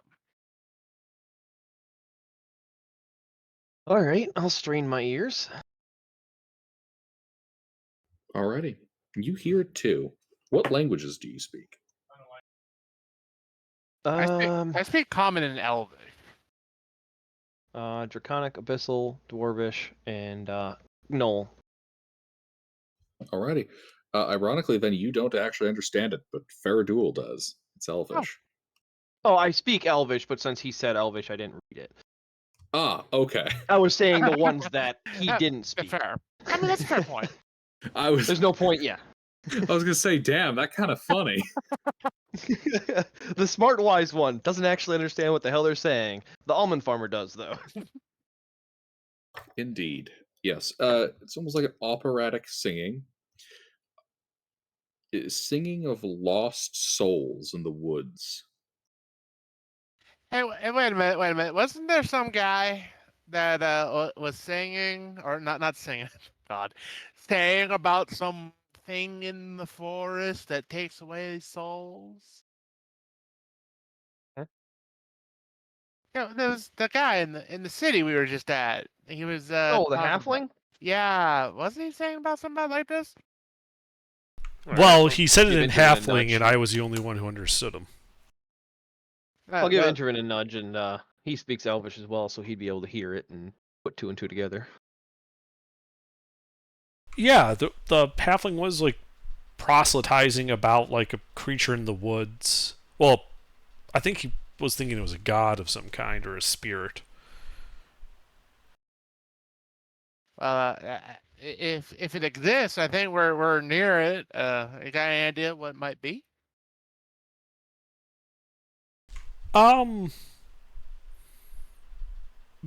Do I recognize the like tonal qualities of the song in any way? Like, is this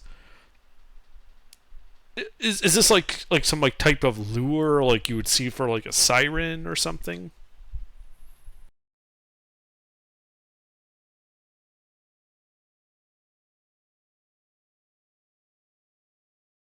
Is the melody alluring?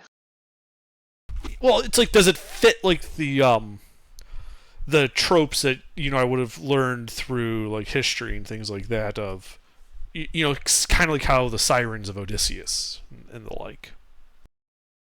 So, give me a history check. Okay. I can I can help you with that actually. I am proficient. That's good. I always forget that I'm proficient. At least one of 'Cause us you're is. always... Oh, you're not actually proficient? So, it is similar to that comparison you've made of like the siren song from the Odyssey, although this is based on the singing itself. Like, there's no magic that would seem to compel the mind to go to it. This particular kind of singing and like elvish fairy tales would be more something you'd hear preluding your doom rather than something that draws you to it. Oh, so this is the what's the bubonic plague song? Ashes, ashes, we all fall down. Yes, More like that. within elvish communities, this would hold a similar kind of oddly sinister tone. Also, Pop Goes the Weasel, same spiel. Weren't Irish folklore banshees in the same wheelhouse? Like the shrieking of a banshee was the death of somebody dear to you or something. Something like that, yeah. Yeah, Like- banshees preluded death. Yeah, Yeah, but only the person that this- was going to die could hear them. Yeah, this is similar to that in that it is a song that precedes your doom in the unknown. How fun. Well, let's not go that way. Is that the way we need to go?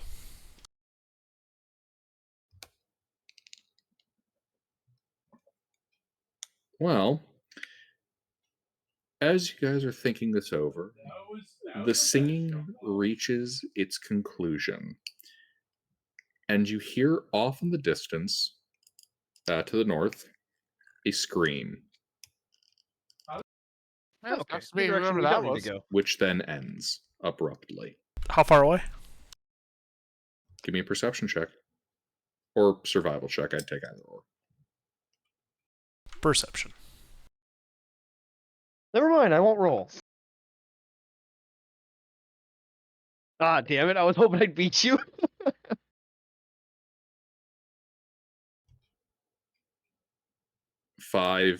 600 feet.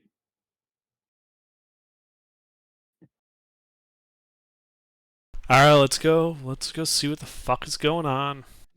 Do we have to? Alright. No, do we it don't with- have to, but we probably should. Otherwise, this thing's going to be stalking us the entire way in. Do boy. with my Yeah. character done. Oh, you ready? Oh, cool. What do Yeah. you have? Half elf paladin with a maul and a longbow. And a spear just for good measure. Nice. Do me a favor and shoot me that character sheet at some point. Do you want plate right away? Yeah, might as well. Yep. Okay, I'll subtract it. What is that? 1,500. I think. What's 1,500?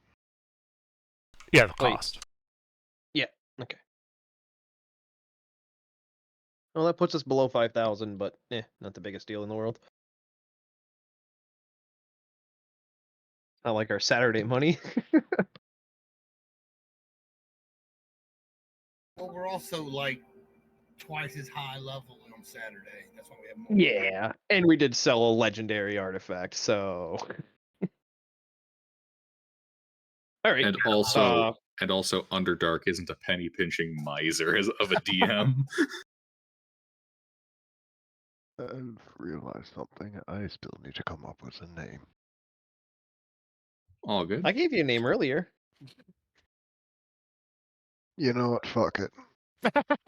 I gotta call this his name. Where is that? Let me cover that. All right. You guys go tromping through the woods, ducking under branches, moving past trees, underbrush crushed beneath your feet. And you've only moved about maybe 200 feet into the dark. Do you guys have any light sources? I think we're running dark, and dark vision is leading. I wouldn't be having a light source up if we're investigating something suspicious. All right. Indeed. I'm You- holding on to somebody because I ain't got night vision. Yeah, you're probably following. You probably got your hand on me because I've got dark Yeah. vision. Yep. Yeah, you guys are heading through the woods, and those of you with dark vision,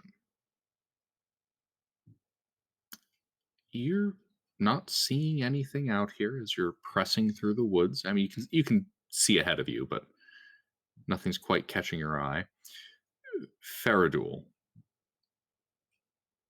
Yes. you don't have dark vision. Does anyone Nope. else here not possess dark vision?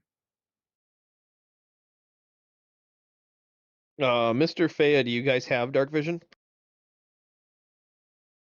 I am a human. I do not have dark vision. I forget what Faya is. Thomas, you here? I'm a Goliath. Also doesn't have dark vision. All right, those of you without dark vision, you can see it. Deep in the forest, a white light. It's dim, but it is shining deep in the woods. And as you all are moving forward, I point this out to Intervin. Just be like, hey, I see like a light about that away, pretty deep into the woods. Kind of weird. I look and don't see anything. correct. All right, then Faradul, you lead. Because I don't see it. Proceeds to run face first into a tree branch. But Yes. we shall continue leading the way. Yes, you begin creeping closer and closer. And all of you can feel the temperature dropping. And snow kind of lightly flurrying through the air. Oh, this is weird. It is. It is very weird. This area doesn't get snow. Especially not in the middle of summer. I taste a piece that of would snow. good.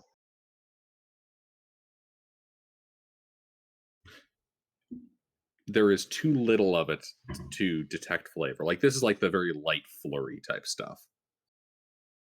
You know what I'm talking about? Faradul, how far to the light? Let's see here. Maybe a perception check, right? To guess. Perception or survival? Well, I'll do survival. Nice. Nice. At this point, probably about another 200 feet. I peg at about 197 feet on the dot. All right, let's keep creeping closer. All right. How stealthy? You guys trying to be stealthy? Sure. Just me, probably. Oh boy. All right, give me them stealth checks. This guy. Oh, okay. Sure. Group stealth. Oh, nope. I roll an Father was advantage. and I- very good at hiding. I roll an advantage or disadvantage. I still roll better than everybody. You have a plus 10. So. Yeah, but I rolled a disadvantage. That's what's funny about it. I'm still gonna fucking The 15. priest, the rogue, and the Goliath sneak Faye. pretty Yeah, well in Goliath. the woods. The wizard, the barbarian, and the paladin, not so much. But you guys creep through there. There's now a layer of snow on the ground, and you can see, kind of in a kind of a small natural clearing here, a gnarled tree. It's fairly small. Frankly, it looks more like a particularly angry bush. Unremarkable, save for the fact that it is growing out of a halfling who is clearly dead. And there is a kind of a black substance seeping out of them and out of the tree. That's fucked up. And this light source that those without dark vision can see is coming from the tree? Oh, I fuck up on my part. Those of you with dark vision, as you guys kind of reach the 100-foot point, can see the light now. Oh.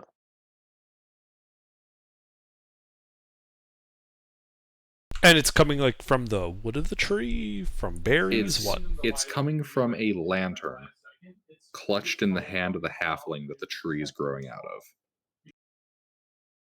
of. Interesting Odd. lantern.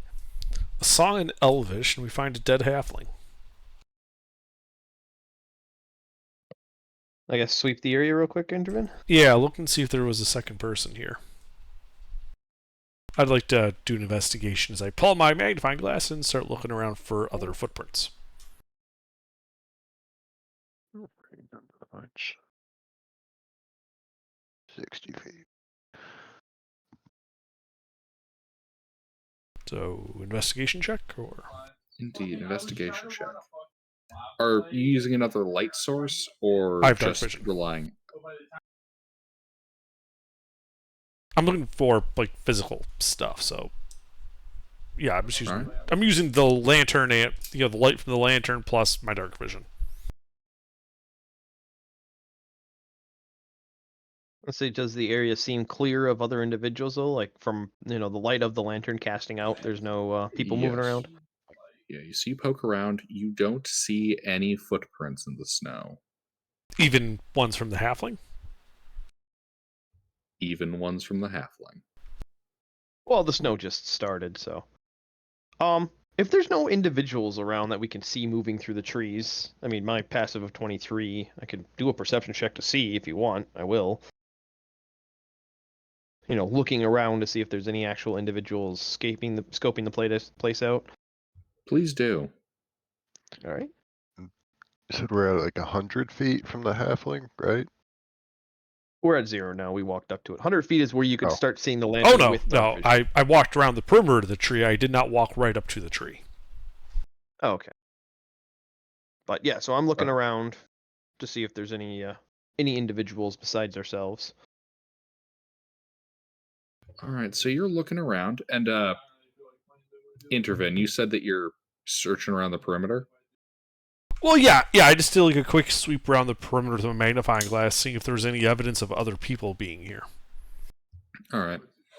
Yep. So you're looking around the ground at the edge there. Rourke, he's about the opposite side of the circle from you when you catch this. You see a pair of effectively lantern lights, spaced as if they were eyes, looming over Interven. And as your eyes adjust, it appears to be connected to a shadowed, antlered head. You make out the shape of some kind of huge creature looming right over him. Does it appear curious or hostile? Unclear. It's merely like a shadowy silhouette that you see, and it is simply standing over him. So as Intervin moves, it kind of just follows along. Yes. All right. Well, I won't raise any alarms because that might cause it to get aggressive. Wait till Intervin makes his way back around. Does it follow him? It does. It just kind of seems to slide with the perimeter of the woods. And as Intervin gets around to be about with like 20 feet of you, I it disappears. Okay. I do divine sense. That would be a good time to do that, yeah. Because I would have pointed it out to anybody that was around me.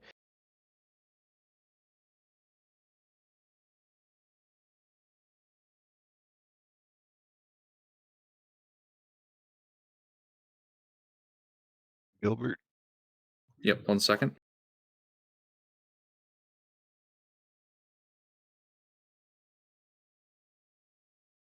Let's see here. celestial fiends, undead, consecrated, So- desecrated, 60 feet. Sense type, You- location. Yeah, you detect a powerfully noxious odor in this area. Like, we are talking, you just stuck your nose into a can of gasoline type potent. There is something evil here. I wouldn't split far off from the group.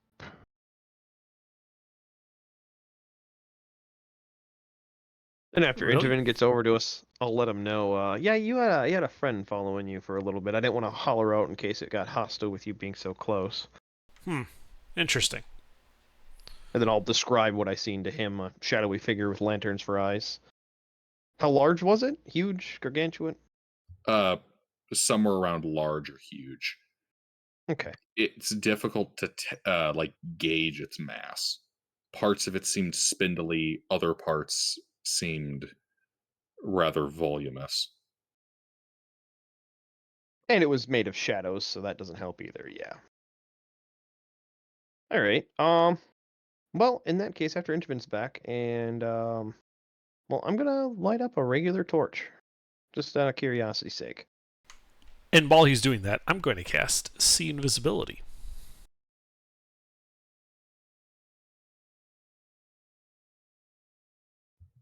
All right. So, let's see here. The torch, you light it, and for the barest moment, it lights up as it should, and is nearly, and all of its light is nearly consumed by shadows around it. Like, you can see it flickering, but it sheds very little light.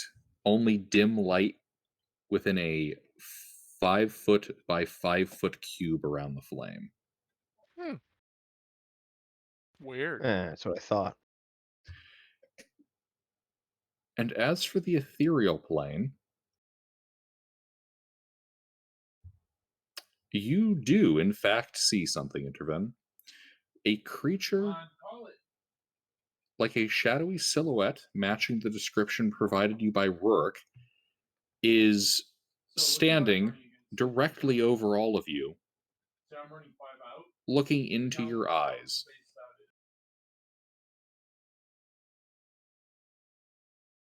I just look back up at it and go, "Sup?" It 1 second. It also would appear to be on the ethereal plane. Okay. You say sup, and it does not respond. It merely looks at you. I Will, try again Elvish. in other languages. First Elvish.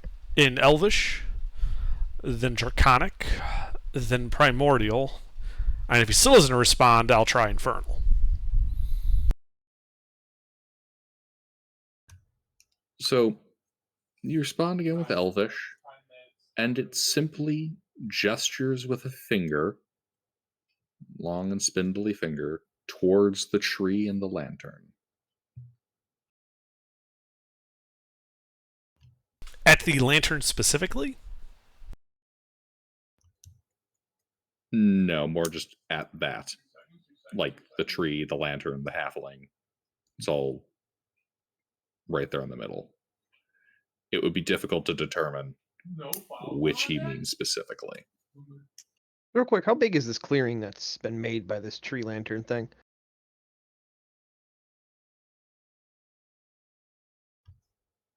About 20-foot radius, 40-foot diameter. And the ground is just covered in snow, Yes. relatively smooth. About 1.5 inches. Yeah.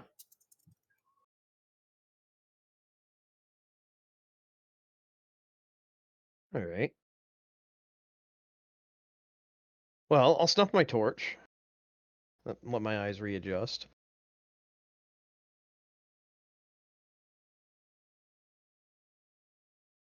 They do. Well, I'll keep an eye on it, and I'll walk over towards the tree and the halfling. Mm-hmm. I follow Intervin because otherwise I'm blind anyway. Well, the lantern you can see now. I'll tag along as well. I think everybody's going.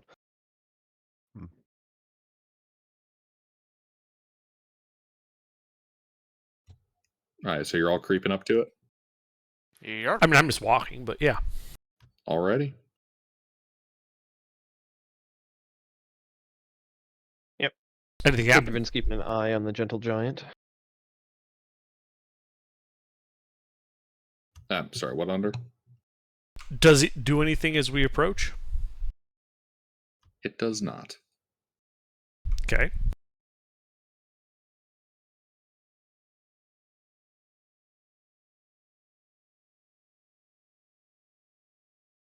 Well, is the lantern just hanging on the tree? It's clutched in the hand of the dead halfling. Ah, Before you start meddling with any of this, I'm going to cast Protection from Evil and Good on Intervin.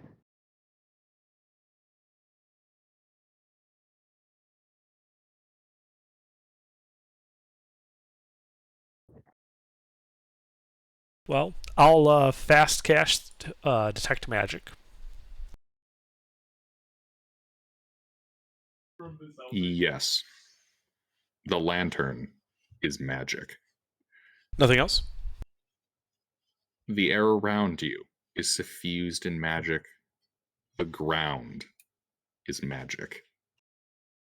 All right. Not the tree, though? Well, the tree is mundane. But Interesting. Sleuth, your character would still smell the evil on that thing. I Is there reach any down and part- grab the lantern.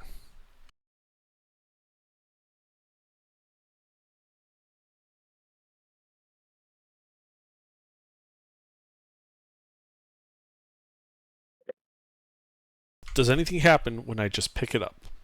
Oh shit. Okay, you pick up the lantern. All right, you pick up the lantern. And the light goes out. Okay. You can no longer see the creature at the edge of the woods. See invisibility didn't end. It's not a concentration I know. spell. Okay, so he's not there anymore. Correct. Okay. Interesting. All right. Well, I'm going to try lighting a torch again.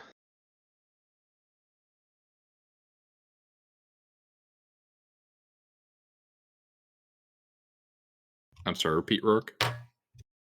I'm going to light a torch again. All right. You light the torch. It lights up normally, shedding all the expected light. Great. I think we should loot the halfling too. So I start checking the halfling over, looking for stuff and hidden things and the like on him.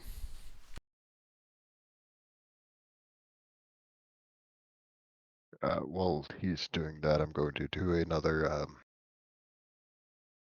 Divine Sense.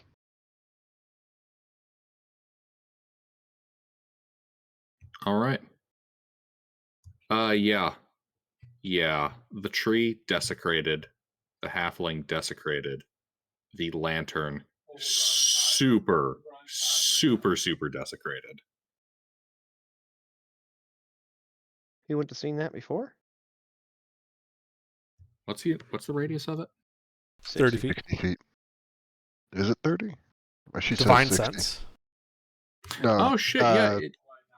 Yes. He would have been able to detect that on the lantern at a greater distance. Oh, it than is 60 I feet. remember. Damn. You're right. Yeah, that is in fact longer than I expected. Yes, in that case, you would already know that that lantern is super fucking evil. Yeah. Before Intervin touched it.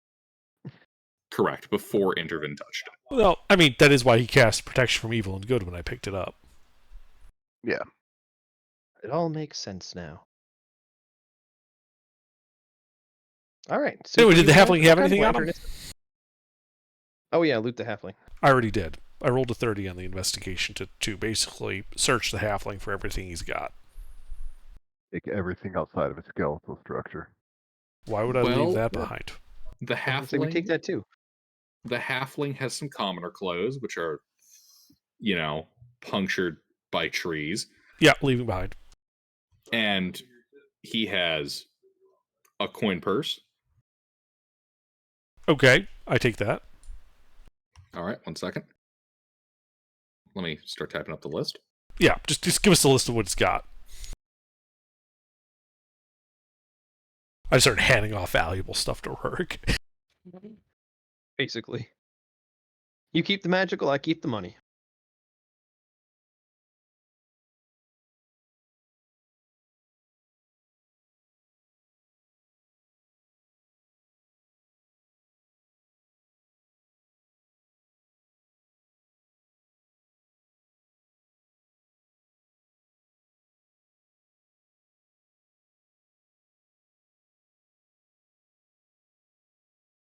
Oh, and so it begins. The fireworks have started. It's a good day. I still love that Fireworks. Ted meme. Like that was the best I've seen for 4th of July. Yeah, that's pretty good. Did you see that, Burger? No. Scroll up to beginning of today. Right above the it's corn time. That's like work. I mean, you gotta move one finger a little bit. Mm.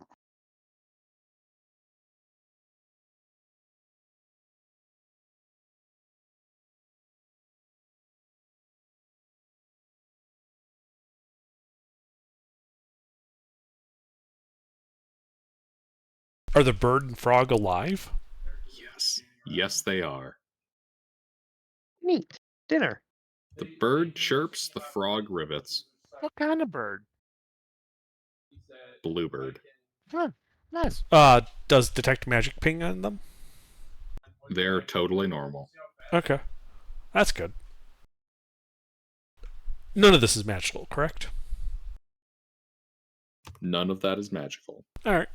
Well, I hand the stuff off to Burrick for storage, and I heft up the lantern and say, "Well, I guess that's everything. We just can walk back to our camp. On the way, I'll ritual cast Identify on it."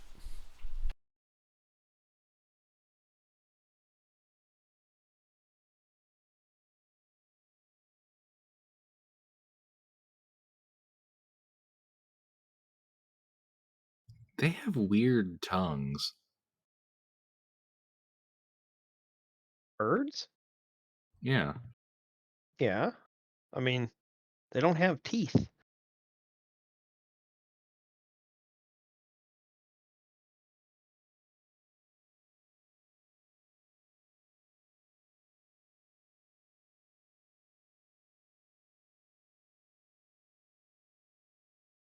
Live, I think. I don't think they salivate. At least not like we do.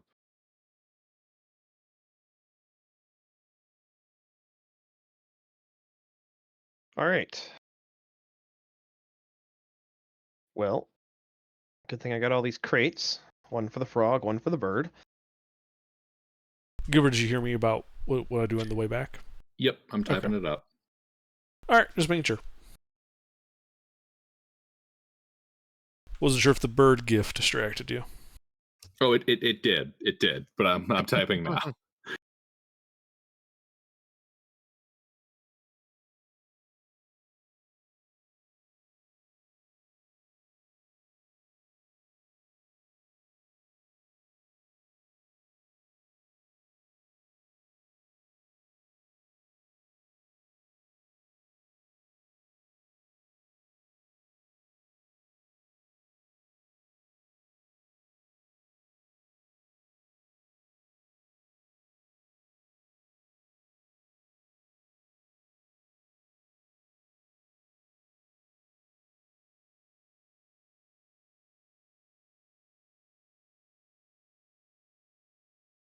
Oh, you said there's black ooze. I'd like to get a just a vial of that, 1 ounce.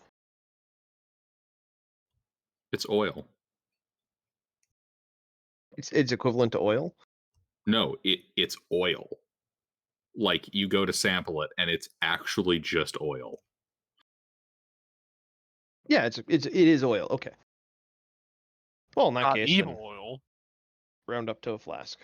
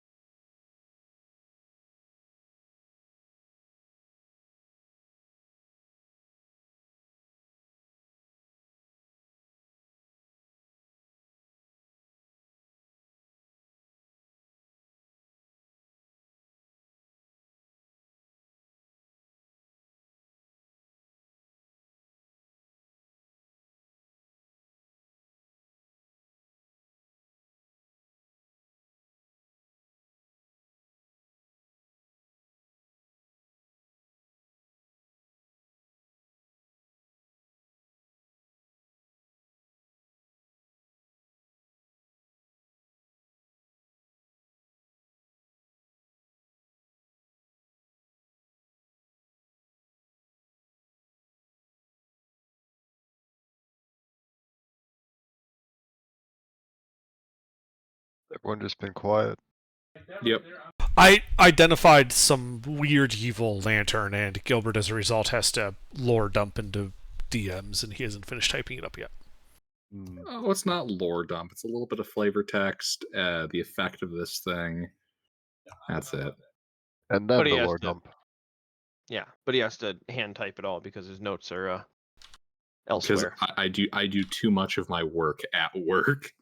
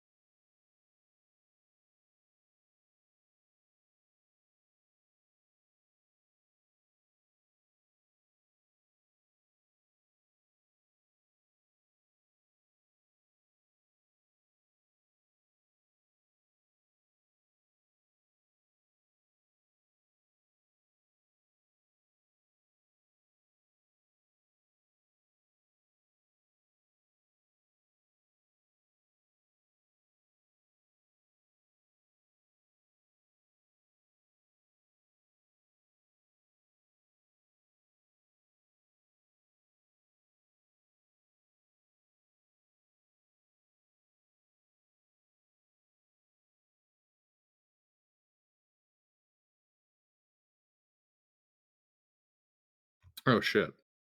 1 second.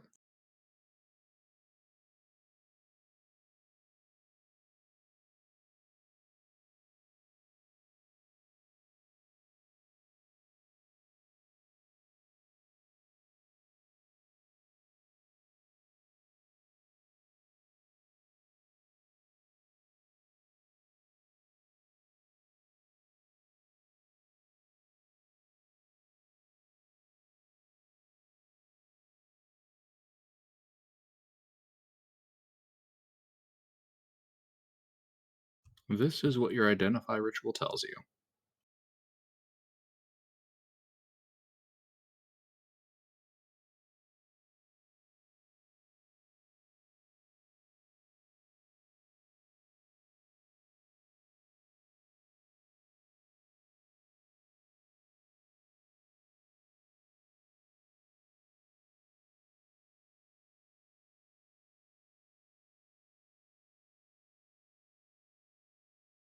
Huh. Well, I guess it's kind of neat.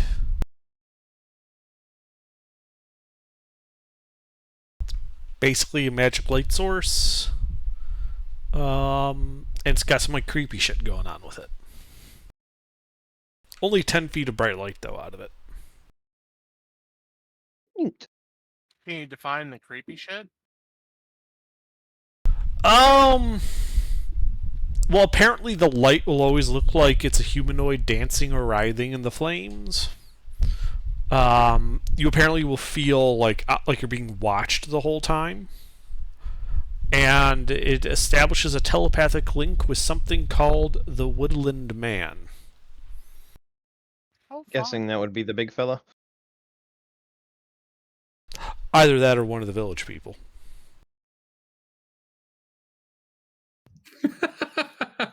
Cursed evil lantern telepathically connects you to some farmer. The local lumberjack can contact you at all times. It's just a different random woodsman every time. It doesn't specify. It just says the Woodland Man. Which, now that I think about it, could also just be like this world's equivalent of Smokey the Bear. Oh God. Shadowy figure pops up every time you use a lantern. Be careful with that. Only you can prevent forest fires. And they turn into a tree that's extra flammable.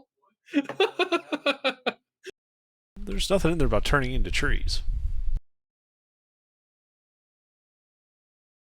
Well, regardless, given my dark vision, I don't really have much of a need for this. Does one of the people without dark vision want this? You do have to attune to it to use it.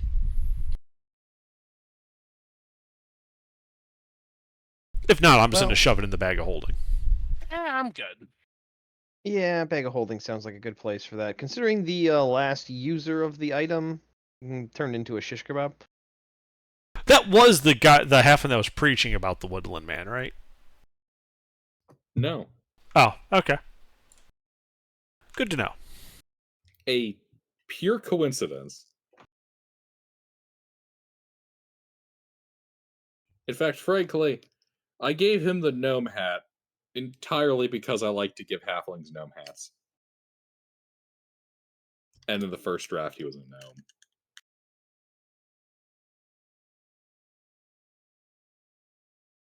Right. Well, I guess we go back to our camp. I recast Lehman's tiny hut. We continue our long rest.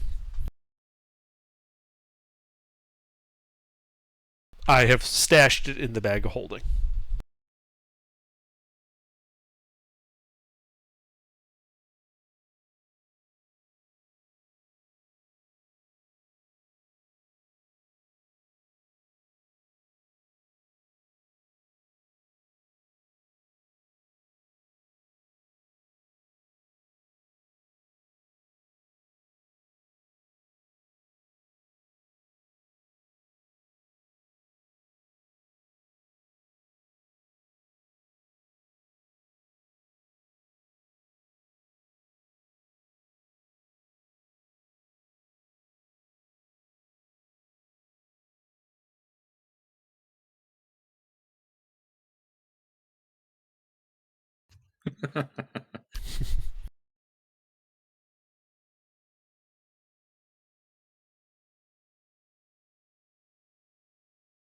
I'm sorry, I was distracted by the comic. Could you repeat?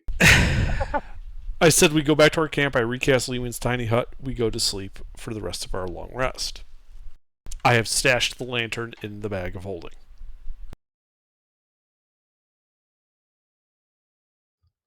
Alrighty. Do me a favor and give me a survival check.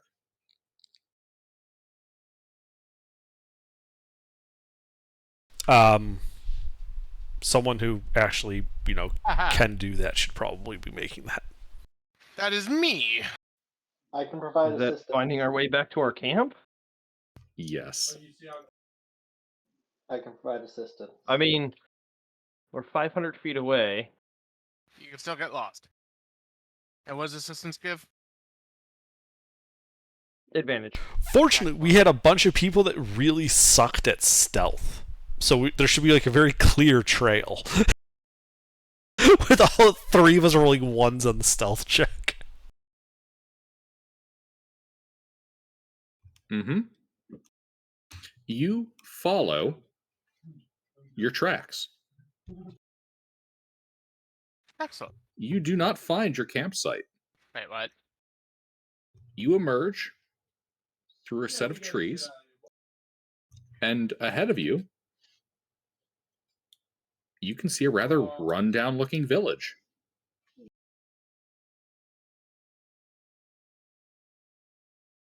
Did that lamp teleport us somewhere? Identified didn't say it did. Do our tracks just end, or do they keep going towards this village? They end at the tree line. I do a detect magic ritual.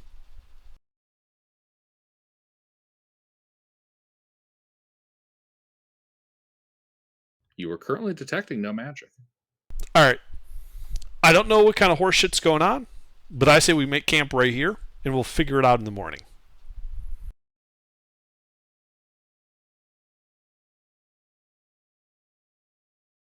Anyone got a problem with that?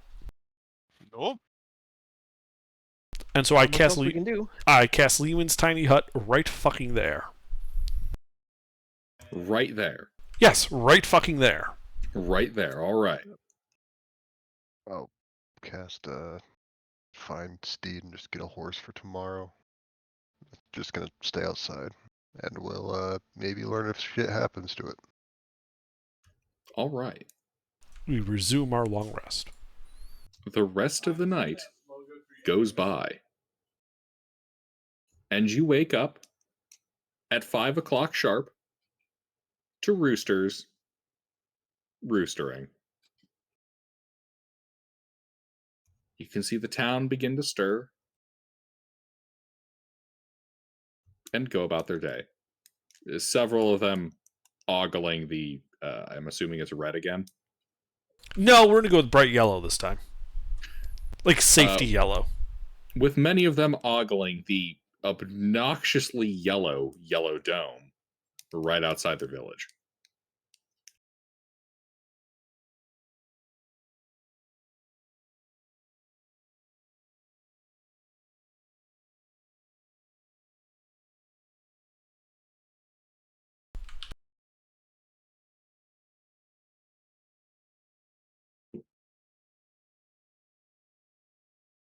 My mic is keying up from the fireworks.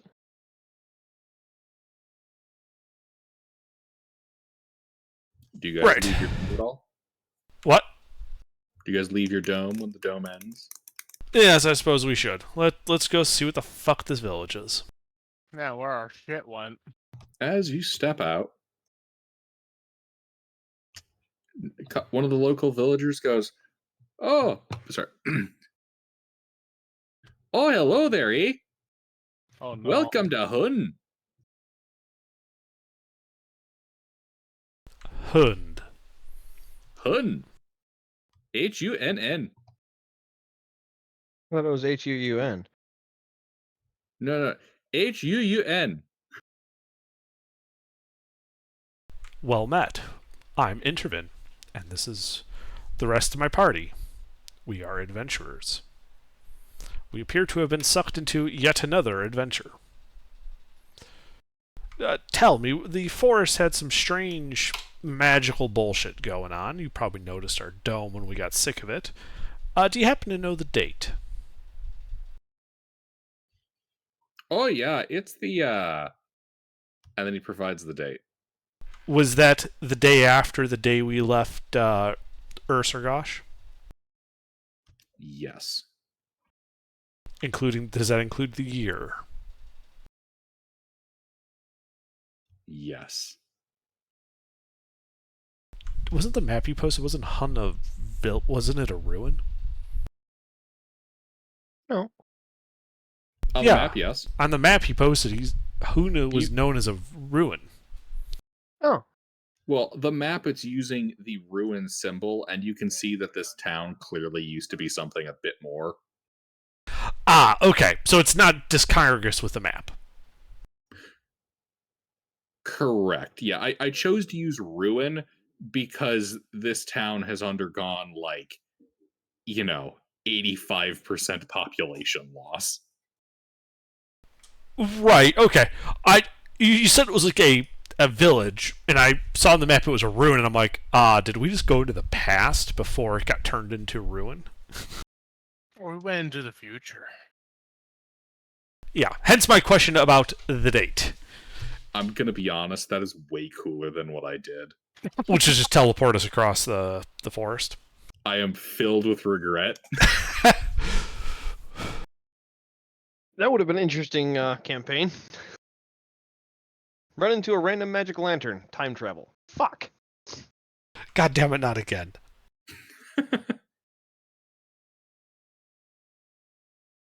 All right. So, we're just the wrong way around from where we need to go. Pretty much. We need to we need to trek back through the forest, which is like another day. But we need to go to a certain meeting place first. Our camp may very well be looted on the way. We'll have to be careful about that. Yeah, I'm worried about the camp. Oh, the camp of the kids? The kids were Kids? inside the hut with us, though. Oh, okay, that's good. Like, we would have brought our minions with us to investigate the thing. Actually, no, wait, we wouldn't have. We're not idiots. We would have left the kids behind. Yeah, the kids Sorry. are probably more capable of guarding the wagon and dog and all that Yeah, stuff. I mean, they know the standard procedure for when, Intervin and the party disappear after some weird horse shit happens. They're just going to hold down the fort right there and blast anybody that comes with their uncontrollable magic that they're barely learning. Trust me, no one's going to want to come within 100 yards of them. Or they become practice targets for who knows what. Well, Yeah, so I do ask this fellow. Oh, well, that's good to hear. Have you guys been having any weird disturbances from the forest lately? Oh, what do you happen to mean by weird?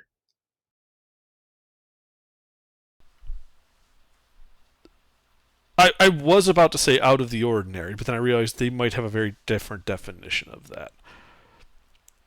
Is this forest known to have non-mundane foresty properties? He is. great. I'm a bit of a traveling scholar. I was wondering, is there anybody in town I can talk to for details? Oh yeah. If you wanna ask about the woods, uh, go speak to our local lumberjack. He'll tell you.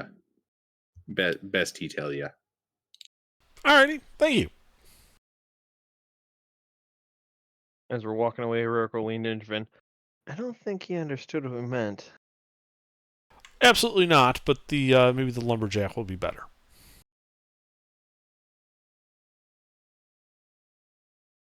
One way to find out.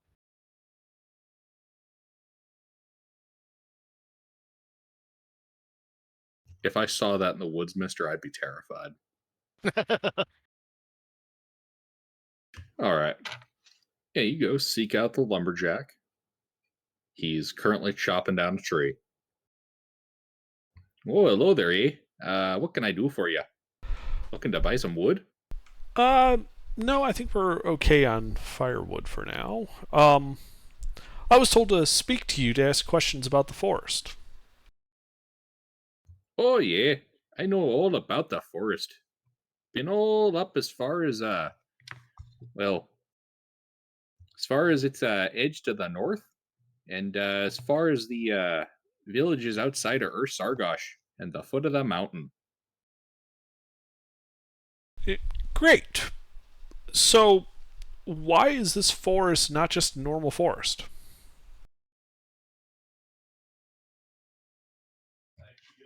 There's a spirit of the woods. I simply raise an eyebrow. The woodland man. I'm afraid I'm unfamiliar with that. What is this woodland man? Well, I don't really know. I've only laid eyes on him once. Tall as a tree, great antlers, all shadowy eyes that burn like lanterns. Uh, the woodland man just kind of lurks out there in the unknown. He, well, He's sort of the local boogeyman. Yeah, except he's real. You don't send out the children at night. You avoid traveling alone if you can, and if you do, you best leave an offering for him, eh? Otherwise, well, when you're far from home, he'll snatch you up, turn you into a tree.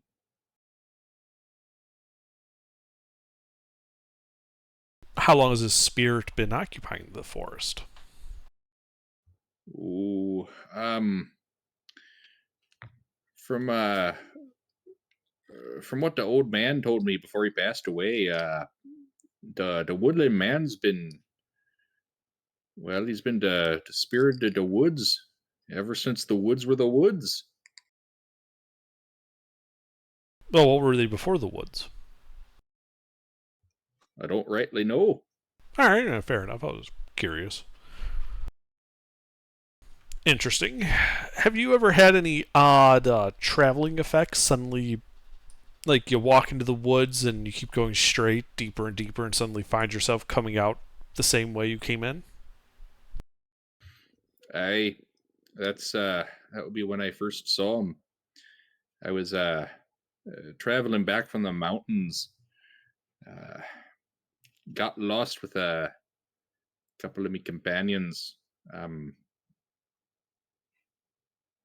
old Yerd. He went off on his own. We found him. He was a tree. By the time we got back to the village, it's supposed to be like a 2-day journey. Uh, we'd been gone a whole month, lost out in the woods.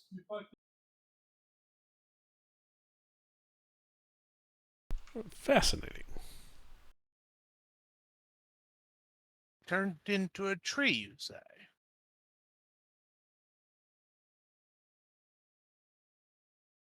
Yeah, turned into a tree. Gnarled little thing. Grew right through his body. Leaking oil. Hmm. Interesting.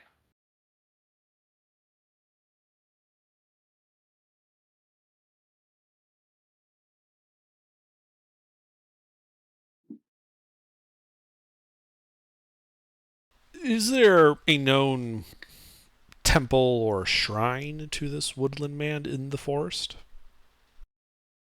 Someplace we could visit and pay our respects? Uh, no such formal place to my knowledge. No, when we leave our offerings, we usually leave them in the hollow of a tree. That or we burn them in our campfires. I see. Any particular tree to be hollow?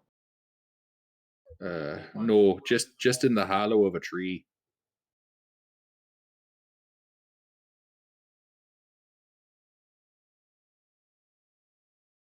He's saying hollow, not hallowed. Yeah.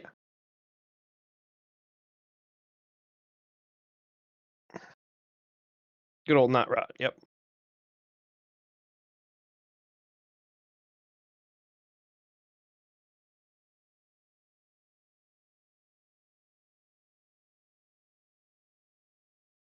There anything else I can do for you, lot? I don't think so. Thank you very much. You've been very informative. Hmm. Happy to help.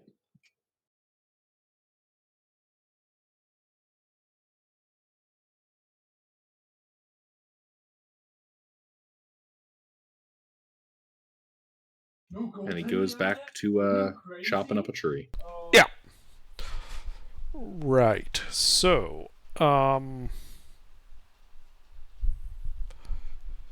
guys, looks like we've got a little bit of a trip ahead of us. We should probably head for the coast and see if there's any boats we can rent, and we'll just skip traveling through the forest this time. That sounds like an idea. Yeah, we'll just head to the cave on the coast by the water.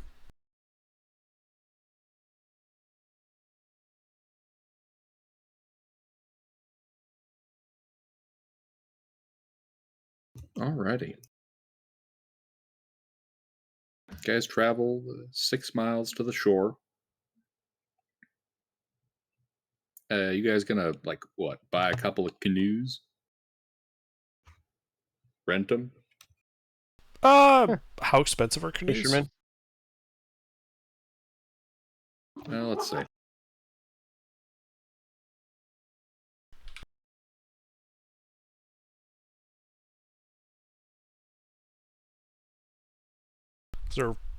They can hold like 6 people, right? Yeah. So we only Let's need see. one.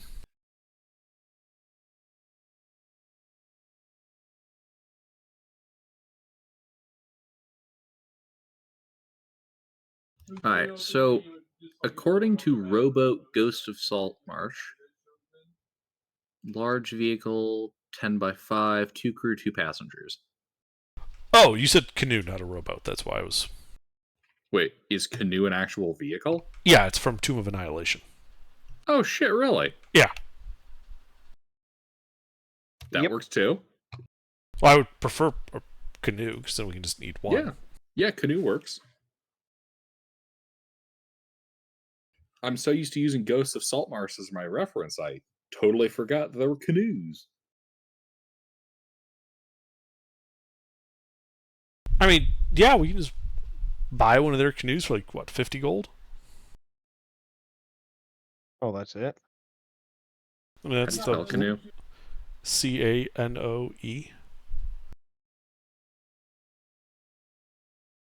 Alright, let's see here. Canoe. Canoe can be purchased at Port Nyazru. 50 gold would work, yeah. He tried to pronounce it. That's exactly how I try to pronounce it, Gilbert, so you're fine. It's Port Nyanzaru. What? Nazru?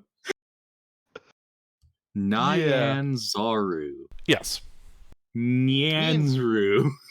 Me and pronunciation go very, very well together, right under. Yeah, Tomb of Annihilation is just full of really fun to twisters. pronounce names. Fucking tongue twisters. That's fun right there. All right. All right, yeah. So, yeah. So yeah, And then we I've just got follow that the on me, coast. pocket money, so. If you didn't, I do. Well, I've got 100 platinum on me, so since we have enough to throw around, that's 1,000 gold. So good for damn near anything without the wagon.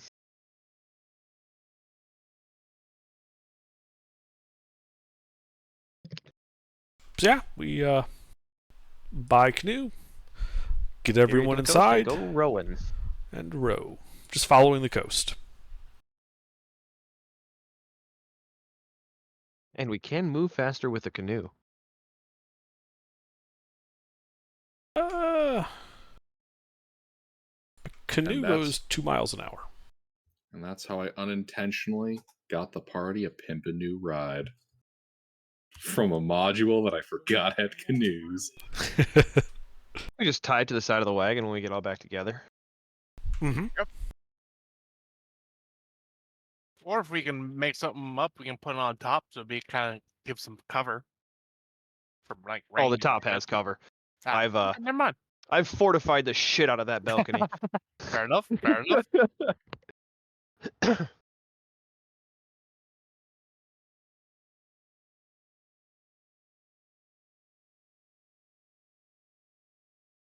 Basically, the top of the wagon is now essentially a Kleenex box. Gotcha. It's got sidewalls and then tops that you can duck underneath, and you can stand up in the middle. Alrighty. But you guys get your canoe.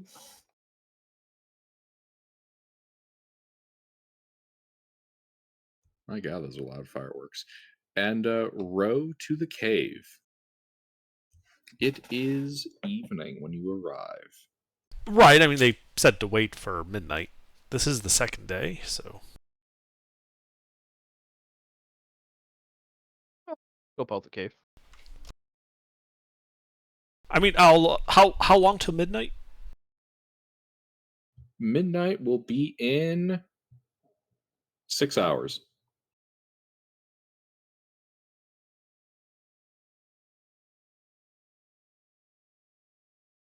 I mean, disappear and cloak it out. Scope it out. Yeah, let me help you with that as I cast invisibility on you. You have Oh, 1 I hour. can do the invisibility. Oh, like I can- actual I can- invisibility? Yeah, the armor. Oh, I completely forgot about that. Yeah, I would need enhanceability dex more than anything, because then it'd give me advantage on stealth. Or flat rolls on stealth. sure. I'll give you enhanceability on Dex. Alright, I sneak off. Give me that stealth check as you slip into the water. The cave's in the water? Well, it's one of those like coastal caves where it's cave mouth, water, which goes in for a little bit, and then there's the stuff inside. Ah, okay. Like the island in Pirates of the Caribbean. Yeah, kind of like that. Yeah. Alright. Well, this is just to get inside. The water is wet and not very stealthy. Didn't he enhance ability or stealth? Yeah, but I have the padded armor. Oh, right. So he's it's a flat roll invisible, for but it goes disadvantage. splash, splash, splash. Yeah. I'm still getting used to the clunky armor. Indeed, your orange life preserver makes stealth difficult. Yeah, you swim in there. You are on the shore. Alright. What do I hear and see? Give me a perception check.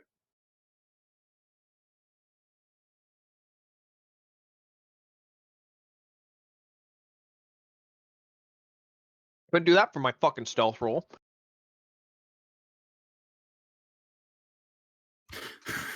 All right.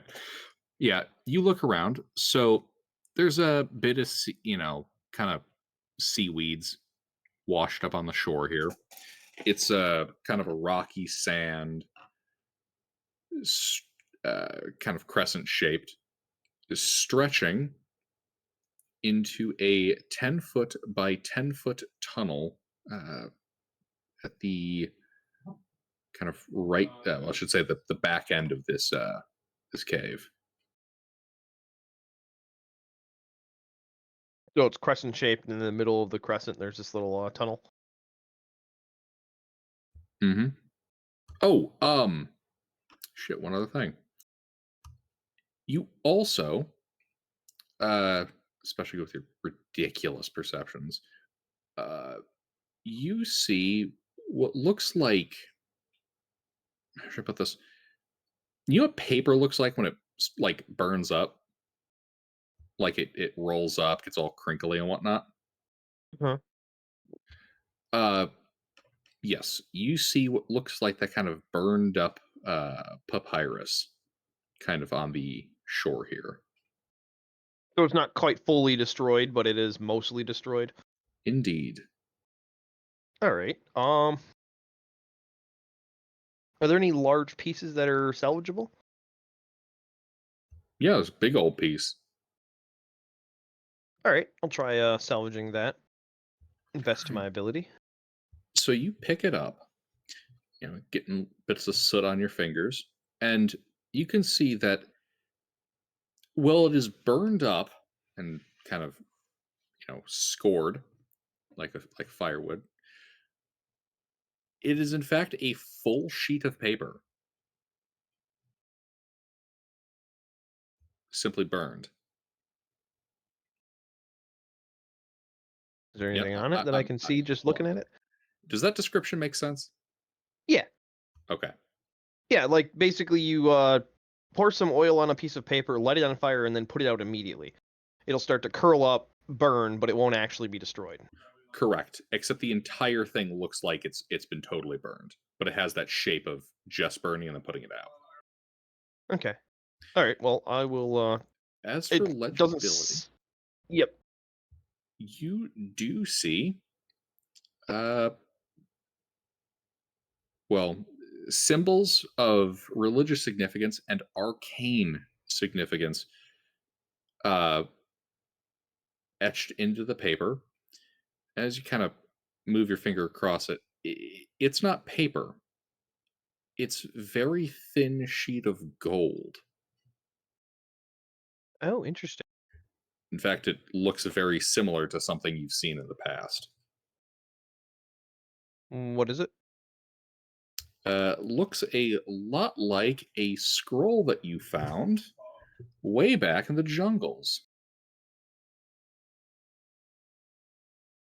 You'll have to refresh my memory. Ah, a sunken shrine outside of Urbeth, guarded Okay. by a Sea bronze urchin. sea urchin nautilus thing. Yep. Okay. Well, in that case, then I will gently roll this up and tuck it into a. Do I have one of those on me? Let me see. No, I don't. I can empty out a crossbow bolt case and put it inside of that, just to keep it more protected.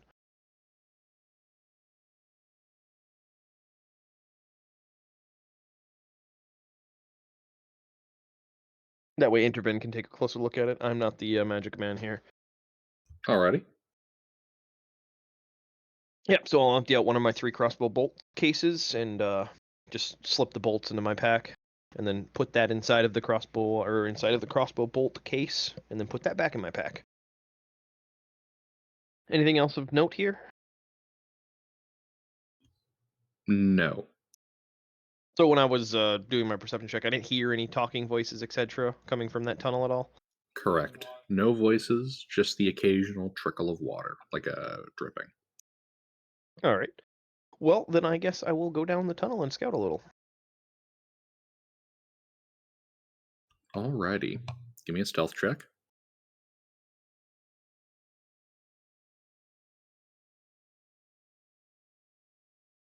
That's better. Plus, I'm invisible, so I don't remember what that does. It means you can't be seen. Makes you invisible.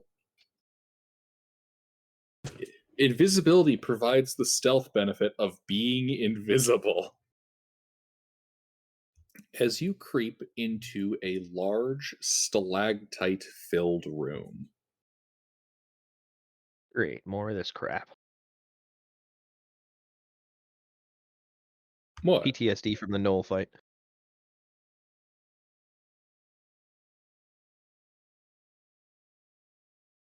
PTSD? I can give you more PTSD if you want. Sarcasm. Yep. But yeah. Lots of stalactites and stalagmites. After all, only caves have got them. Water kind of pooling in the middle of it. The far end of which is kind of overlooking this shallow pool, is a carved stone dais with a little plinth on it.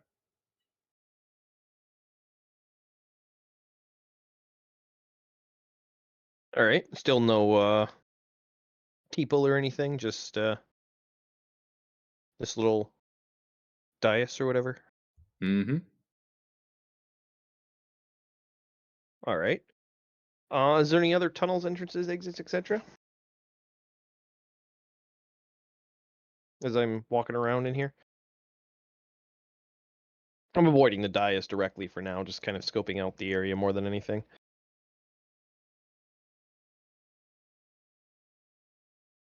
Checking for traps, ambushes, yada Give and me yada. give me an investigation check.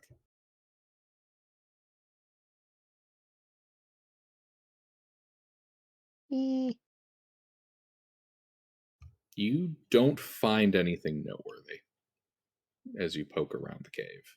All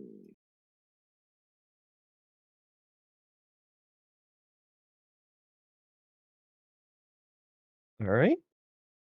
So no other entrances, exits that I can determine. Correct. Just this dais. All right, I'll take a quick look at that and then start heading back to the party.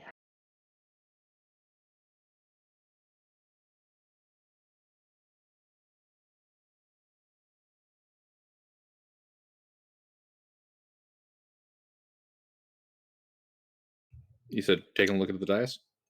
Yeah. I'm sorry. Background stuff going on mine. It's been a bit distracting. It's all good. All right. Yeah, so you look at the dais. Well, the surface of which is carved with the depictions of constellations.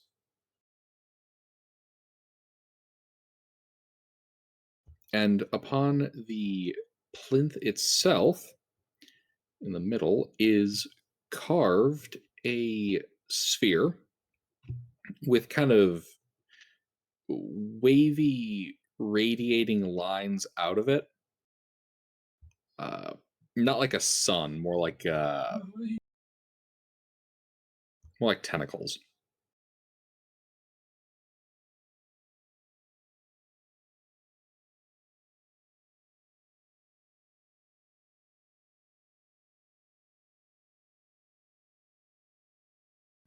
And you can see very finely carved into the entire stonework are many, many arcane runes. Hmm. Actually, what's your arcane skill? None. Okay. Let's say you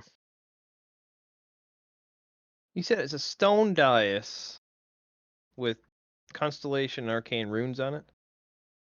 Mm-hmm. Looks like this.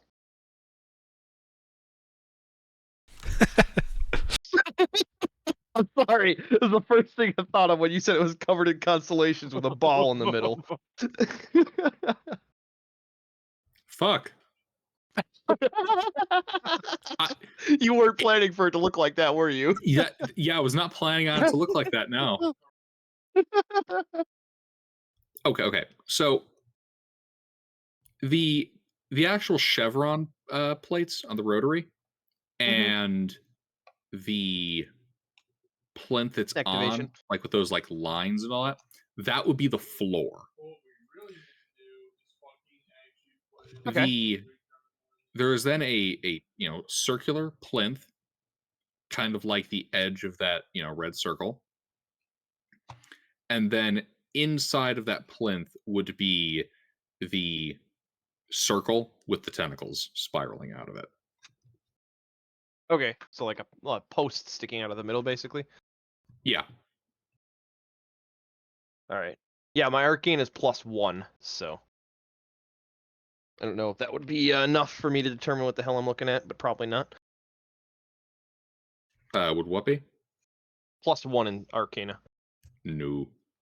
I didn't think so, but Well, not enough to like just have me give it to you. decipher it. Yeah. Yeah. If you want to make a All right. check. I mean, I can. Who knows? I could actually remember something Intervin was talking about. Nope. Nay. Strange Arcana. It's the shepherd chess scene.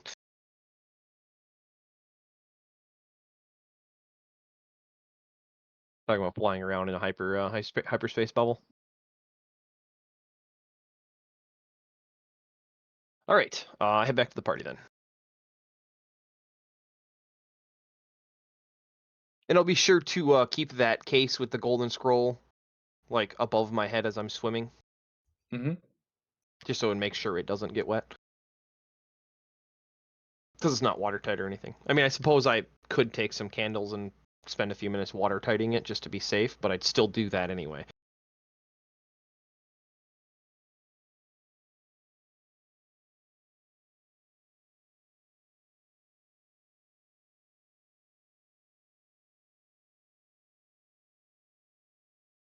All right, back to the canoe.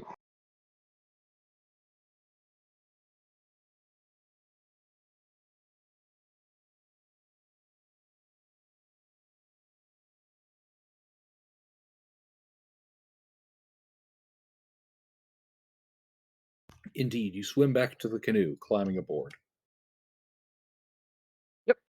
And I hand, I decloak, so it's visible, and then I hand Intervin a crossbow bolt case. What's this? There's a scroll inside.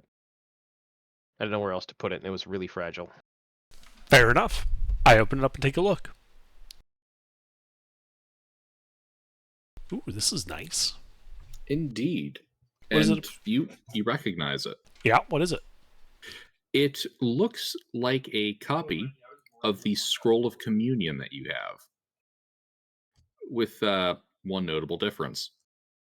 The text no longer moves, and it no longer has like that three-dimensional depth effect to it. It appears to have lost its magic and become inert.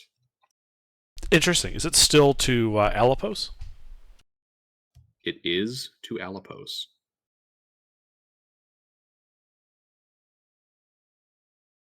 But it's a used scroll. Mm-hmm. Interesting. So no residual magic left in it. Correct. So it's worth its weight in gold. To me, it's worth more, but yeah, it doesn't have any direct use. We can't cast this, is what I mean.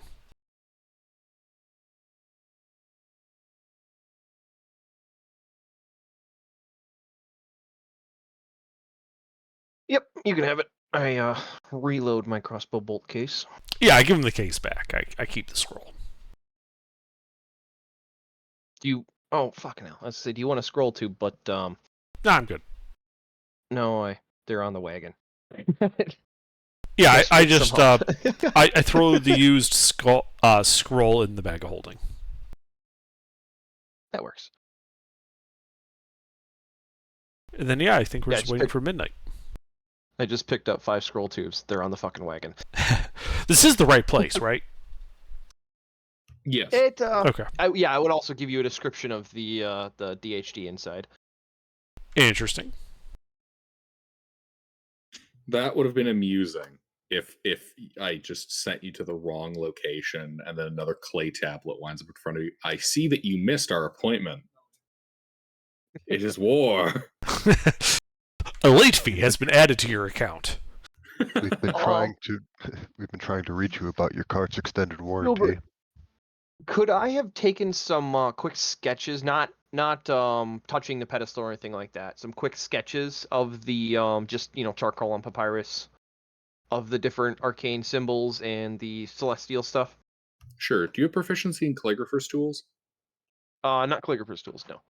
Okay. Forgery kit though. So Okay. That would work. Give me a forgery kit check.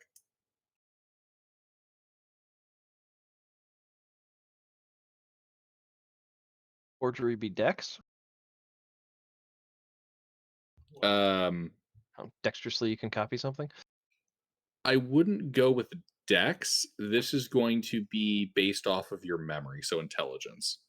It's Well, less about I'm asking how if I could have precisely done can that you on make... the inside, like while I was inside.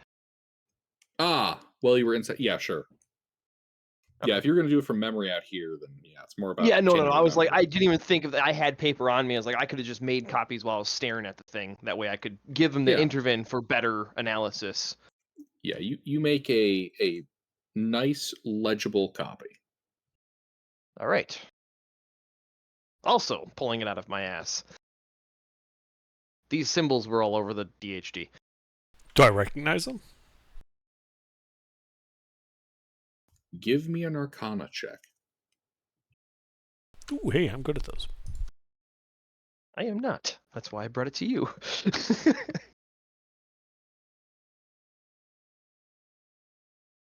So, a sizable percentage of this is Arcana in nature. There are, however, some sigils in there that you recognize as being distinctly and fundamentally foreign in a metaphysical sense. So it's from an outsider. Specifically, something referred to as void speech.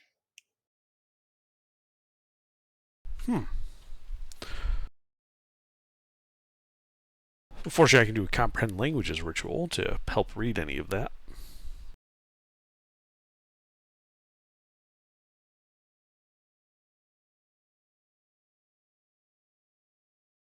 Well, it's not like we have anywhere to be.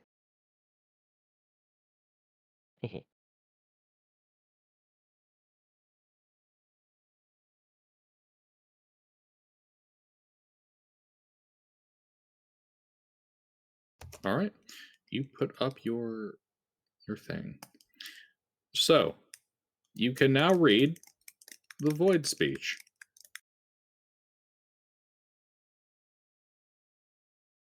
Do me a favor. Give me a wisdom saving throw. Yay. As your mind is accosted by horrific eldritch knowledge.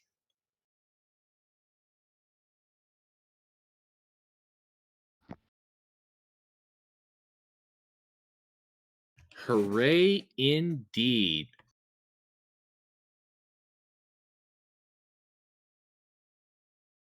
Well, you hold on to your sanity.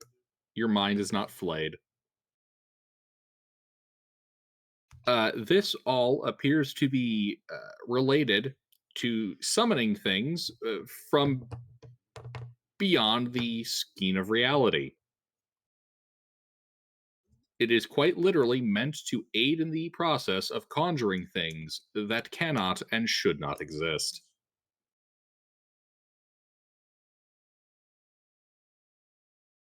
Okay.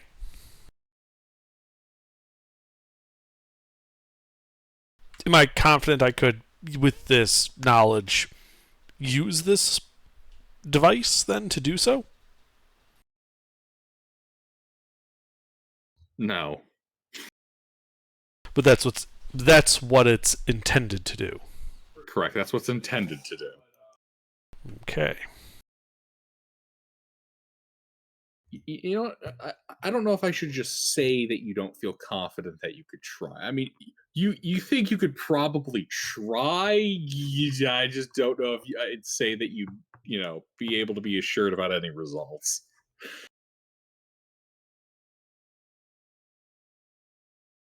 No, I don't think I'm going to try. It was I thought that counts. well, it's more when we have this meeting with these children of Ur guys, and they start doing some funny shit with this. Yeah, that's going to be quite telling. Oh, you're thinking sacrifice of some kind? We're the sacrifice? Potentially.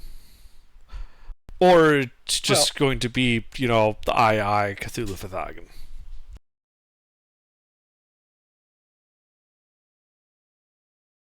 Well, I can always So in that cave, since I did a pretty thorough walkthrough of it, was there any vantage points or anything like that on the inside? Somewhere that somebody could say sit with a crossbow? Not really. Like, there were no raised vantage points. It was a fairly circular room. Well, spherical, really. With stalactites and stalagmites and the pool. Well, were there any large stalagmites? Which one's the one that comes from the bottom? Yeah. Tights are always on the top and mites are on the bottom. Yeah. Yeah, I was right then.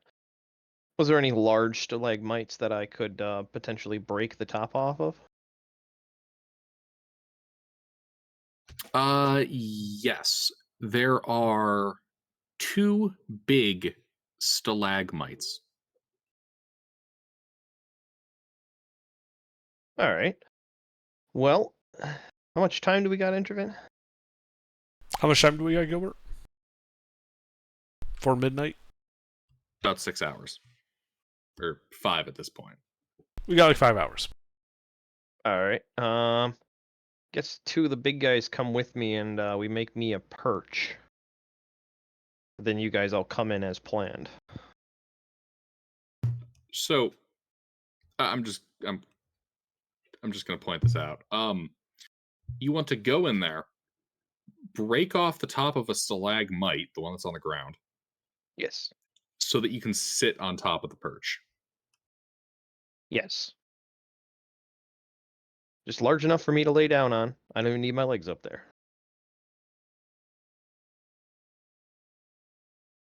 What's your insight? My insight? 5. All right. It might occur to you that your opponents are familiar with this room, Uh-huh. and they would notice that you've made a perch. Well, good for them. I'm gonna be invisible. They'll notice an empty perch.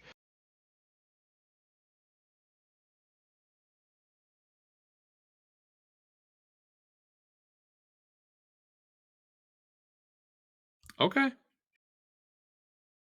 Like, they can notice the perch all they want. I was never with Intervin the entire time, and all of the party. Agoda is the only new person, and he's going to be with them. My character is unknown. I was invisible the whole time he interacted with the one dude. I know, that's not what I'm getting at, but okay. I know what you're getting at, saying they're going to notice that stalagmite is missing its top. Goody for them. All right, so who's going with you into the cave to break off the chunk of stalactite? Or Yes, that'll be stalagmite? me. Yeah, probably the 2 big dudes. Okay. Thea and Farah. Thea and Faradul. All right, so you guys walk in, can see these 2 big stalactites. Oh, just show me which one that you want to make your perch. Yeah. And Gilbert, understand, I'm only breaking off like about a 1.5 foot, 2 foot round. Like, that's all the bigger that I need to lay down. I know. It's not like I'm taking and making a 6 foot wide platform and putting up, a I'm wooden aware. barricade. Oh, don't worry, I'm aware.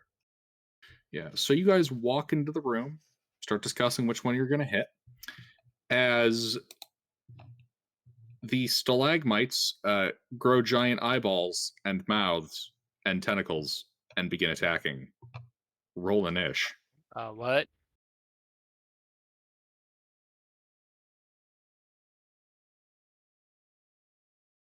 Ta-da! We found the ropers. Huh.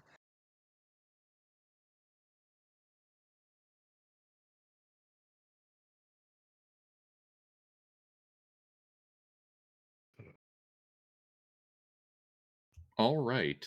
Do you guys have anything that prevents a surprise? Nope. Genre Yeah, savviness. no.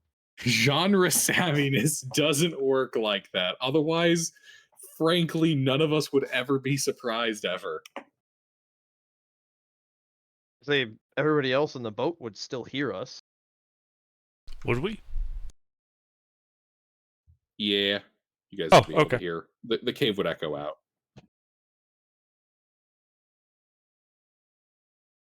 Oh, that'd be cruel. Just designing a cave so that the echoes never make it outside. Well, there are caves like that, so. Yep. Baffling zigzags.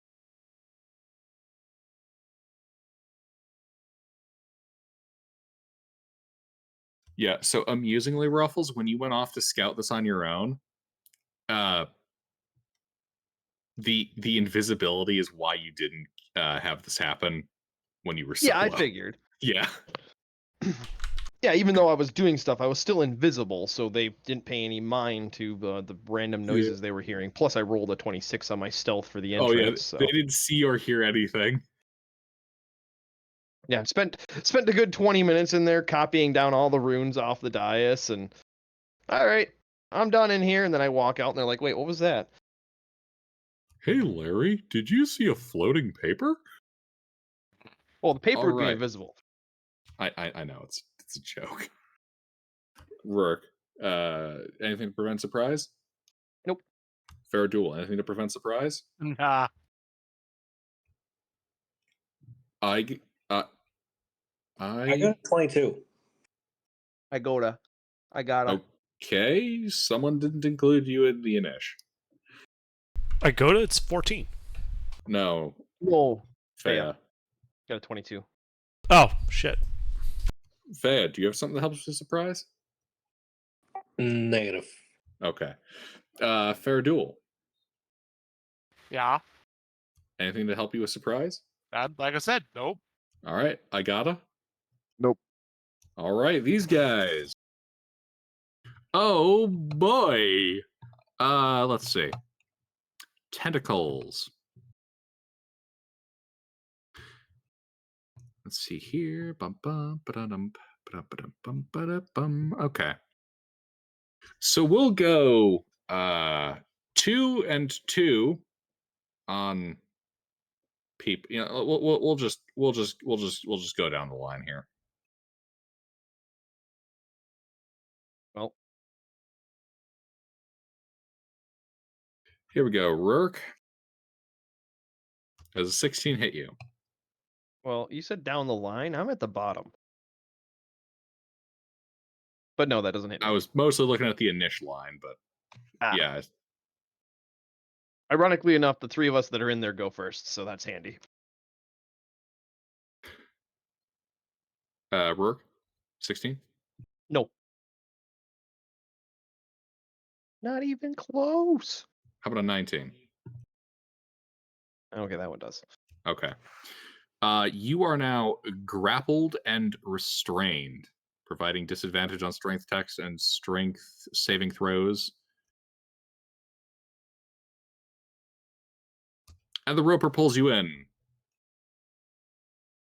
And he goes to eat your face.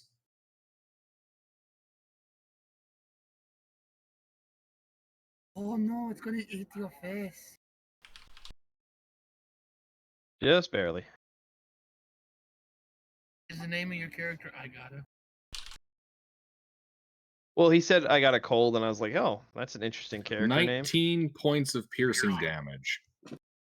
That Is he a tickles. crossed wizard? Paladin, actually.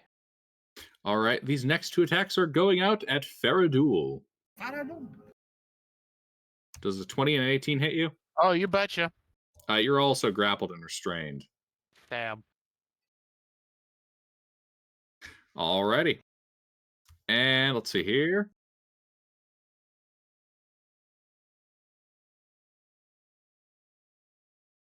Let's throw a tentacle out at Fea. Fea, does a 22 hit you? Yeah. All right, it grabs you with a tentacle and pulls you in, and it's going to throw another tentacle at I gotta. He's not there. Oh, he's not? Oh, just the two All big right. dudes. Okay. In that case, it'll throw all of its tentacles on Fea.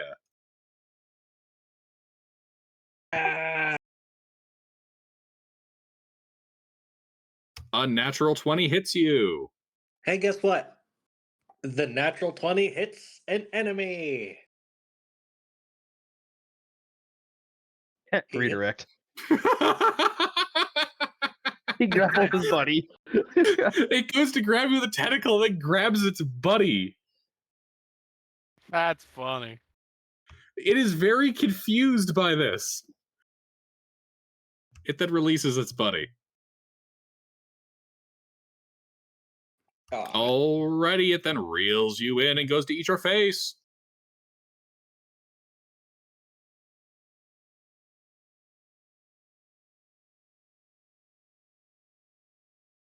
$23.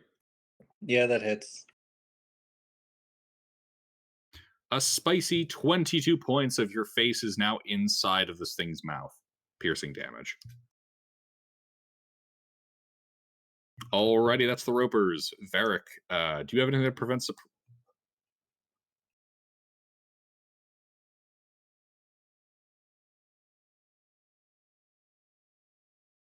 Mister? Yeah, my turn.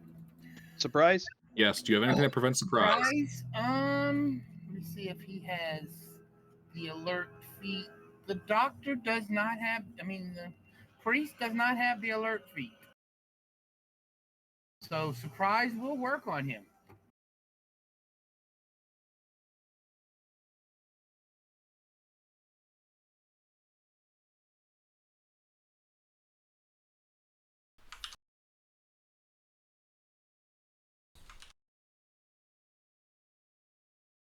Alrighty. Oh, yeah, this guy, dyslexic moment. That. Intervin, do you have anything that prevents surprise?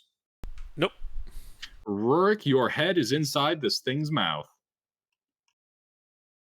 Excellent.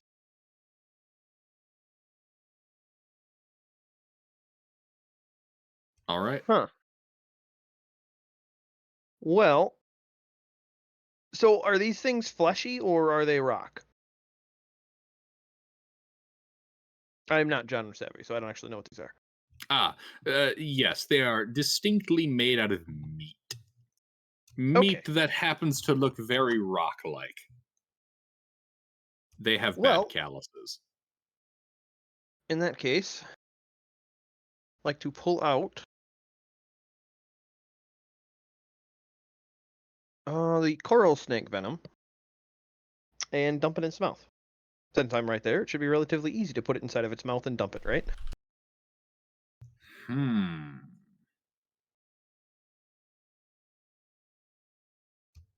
I guess we'll call this an attack roll. All right.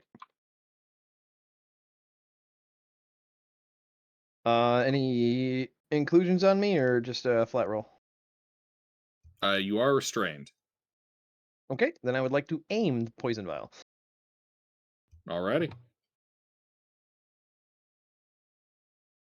That's funny. Restrained, movement 0. I aim, movement still 0. Yep. Fucking hell. That does not hit. Yeah, I noticed. Alrighty, anything else? Nope, I aimed. Alrighty, Move Fea. anyway. Can I break free by becoming large? Hey,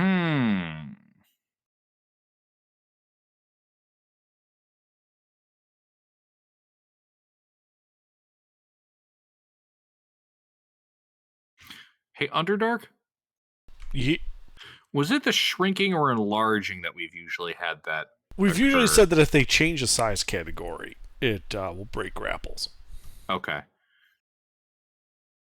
In that case, yes. All right. I activate Giant's Might and become large. I love that ability. The stalagmite likes that its dinner just got bigger. I then take my greatsword and start smashing it.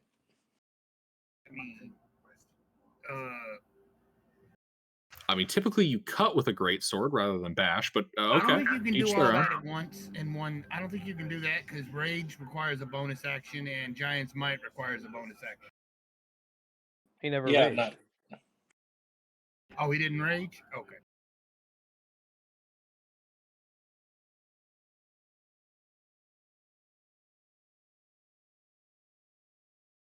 But remember, you get an extra D6 to damage if you hit.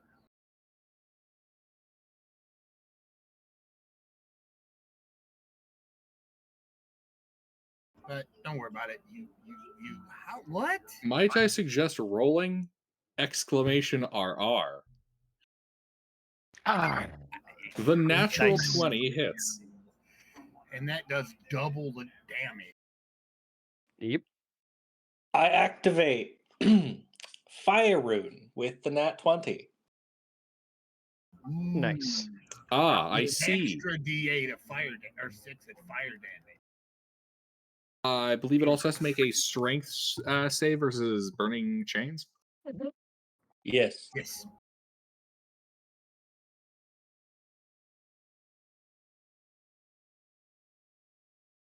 Well, roll your tasty damage. That's a lot of damage. Separate the slashing and the fire, please.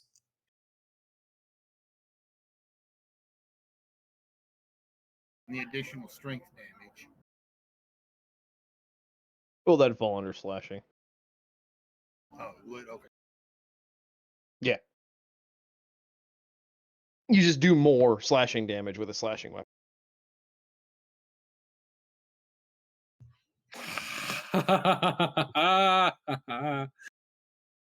I can re-roll the ones and twos. I'll just re-roll the 1/1. Really? Yeah. Yeah, it's better than Piercer. Well, that's because he's in the fighting style. See, what kind of weapon is he using? Great sword. Huh? Worth it.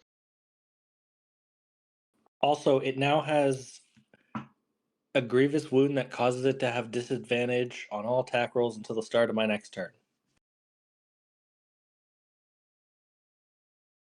Doesn't have to What? make a save. Or did you roll that? That's from the slasher feat.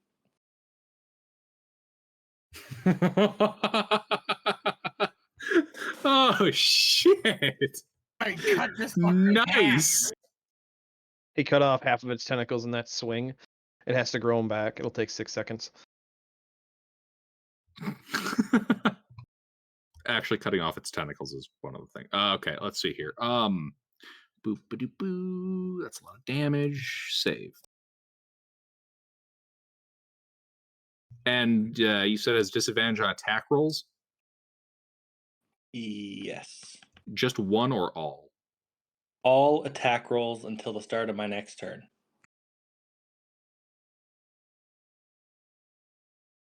It is also restrained.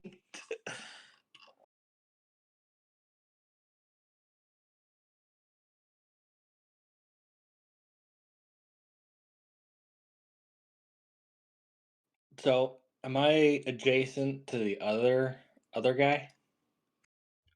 I believe I've just witnessed an Uno reverse card being played with a single dice roll.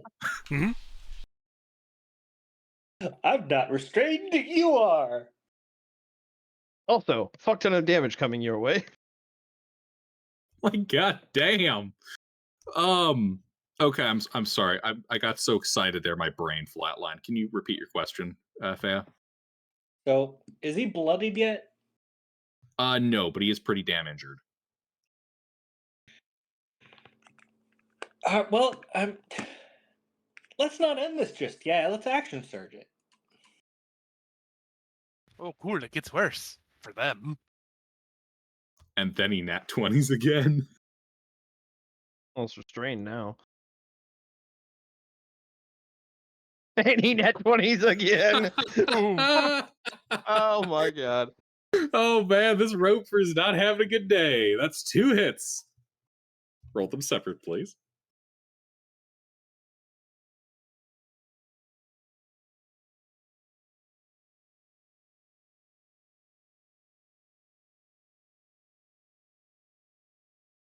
It is now bloodied.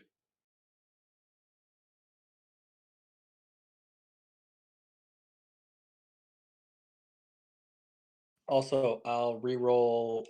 Wait, how many times can I do this? The fighting style? Yeah, it just says I can just do it. So, re-roll the once. Yeah, it's way better than the Piercer and Smasher one. Because Piercer is once per turn. I did look at building a character based around that after I seen you use it.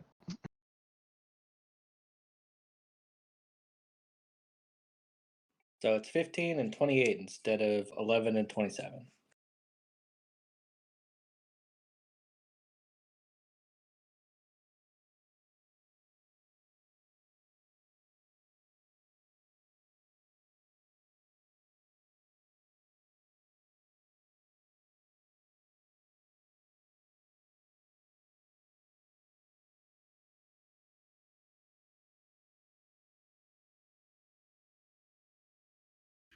So 42, a 15, and a 27. 28. 42. It is badly bloodied and teetering on the edge of death. Do you think another 2d6 might kill it on its turn? Have you been holding out damage dice? No, the At fire the chains. start of its turn, it takes 2d6 fire damage. Like From the I restraint said, sticky it's chains? very badly bloodied.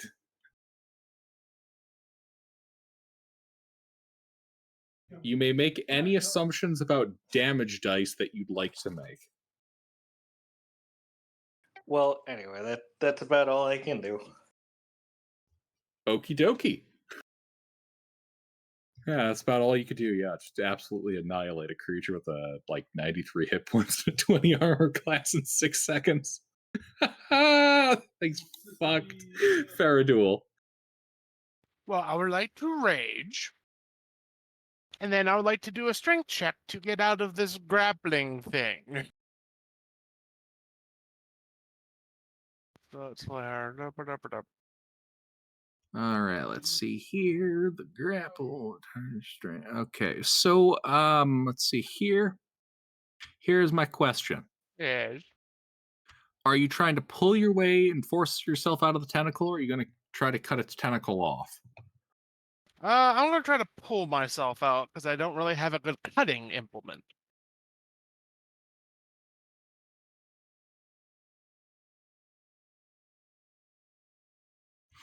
Alrighty. Give me expend your action to make a strength check, which is at disadvantage from the restrained, But it's and at at normal because I'm at advantage rage. because of that, so it's a flat. Yes. You are just barely able to pry yourself free of the tentacle. Aha!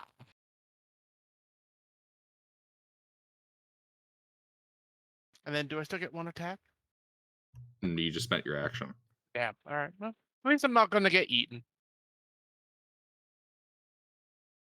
Right. I gotta. You can hear the sounds of battle. Alright, I will follow the sounds.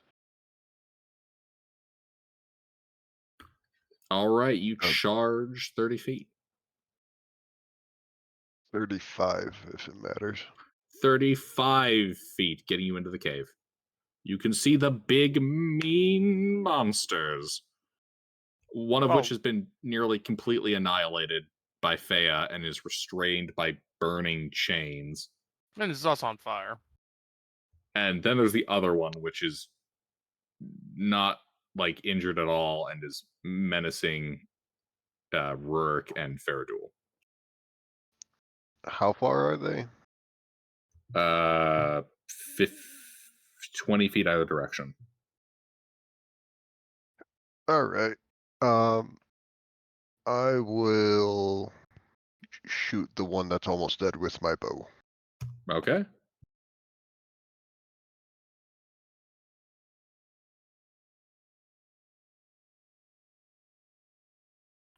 Or in 22. Man, this poor fucking roper. Don't worry, my dexterity's not high. 10 damage. Your arrow sinks into its eyeball, rupturing the ocular organ and skewering its nervous system. It dies. Its tentacles fidgeting, the chains burning it, ichor spewing out.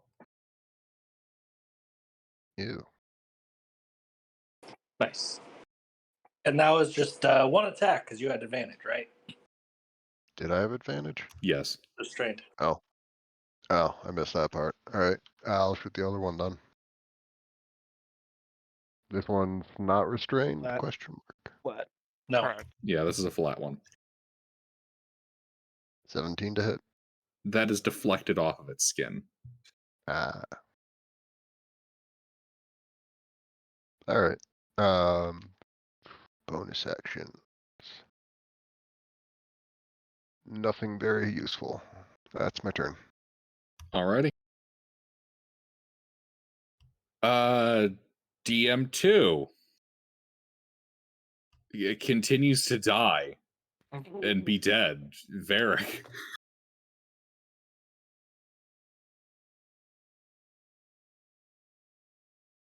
Mister. Father Varric. Alright, Father Varric walks around blessing people and dodges. DM1. It's gonna try to eat Rourke. He's just got so much cake.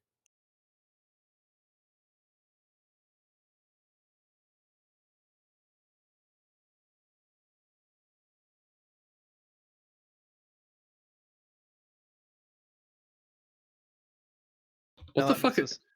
What the fuck is happening with this round? Is this just the critical strike round? That'll probably down me. Gilbert. I'm going to use my reaction here. It's within 30 feet of me, right? Yeah. Can it make a wisdom save for Rebuke the Violent? If it fails, it takes the damage that it deals as radiant damage. If it succeeds, it takes half. Yes. Yes. You yes. fucking memester. You took Redemption Paladin. I did. Oh my god, that's my. hilarious. It just crit itself. Okay. Is this done before or after concluding its attack on Rourke? I would assume after, since it's its Alright. own damage. 43 on Rourke. Piercing. Now the save. Alright, it's wisdom save, right? Yes. Yeah, it is after, as a reaction after a creature within 30 feet. So it takes half of that. So only 21 radiant damage. Alright, it bites into Rourke's flesh, and you can see its stone-like skin blister all around. You have just burned its lips. It has eaten the spiciest dwarf it possibly could have. Do that every short rest. Nice. That is amazing. Well, Alrighty, Intervin. So I'm outside the cave, right? Yes. The sounds of surprise have quickly turned into the sounds of crushing the opponent. Alright, I move my 30 feet over to the entrance of the cave. What do I see inside? Yes. You can, in fact, see a dead roper and a living roper who has eaten the spiciest dwarf. How far to the living roper? 20 feet. Super Soaker. Also, Rourke, are you dying? Do I take the damage as well? Yep. You just take the piercing. I don't believe you take the rebuke. You still take the full damage, but the Okay. roper Yep, I'm also takes unconscious. damage. I missed the roper.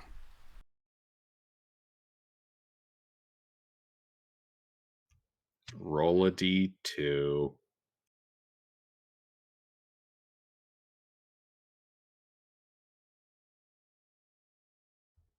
Roll damage. Faradul, make a strength save. I'm just like looking at this roper and it's just like suddenly water. Squirt gun to the back of the head. Does this push? No, it Squirt just gun, knocks yes. prone. It just knocks prone. But he saved. I was like, hey, can you push him out of the grip? I'm already out of the grip. Oh. Squirt. That would have been funny, though. Escape attempt failed successfully. Just standing there, there's just suddenly water at the back of my head. Like, ugh. that? Indeed. You are sprayed with the water. Anything else, Intervin? No, I'm good. Rourke, Spray and pray, but he's not a cleric. please roll for bleeding out on the ground. That is one pass. That's what I was thinking of. Yeah.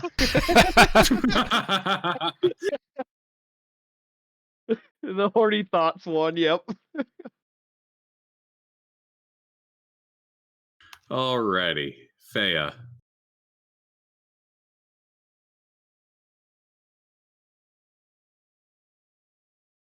Thea?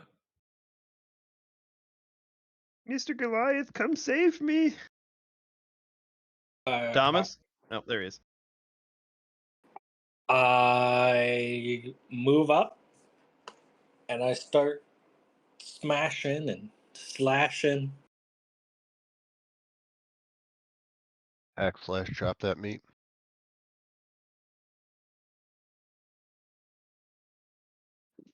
And raging.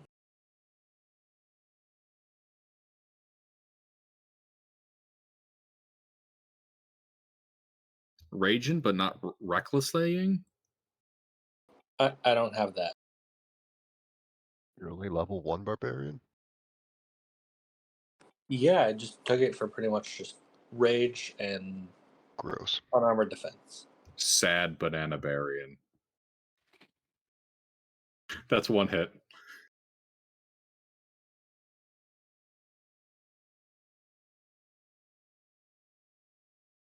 Reroll both ones. I feel like I've been using Great Weapon Master wrong this entire time now. Also, I should probably be saying this in case it does matter, but I can reduce his speed by 10 feet. He doesn't look like he's in a hurry. That's good to know. He, in fact, is in a hurry to the grave. All right, yeah, he's injured by that. Yay. Alrighty, Faradul. It's hammer time. Hopefully we put this thing to rest.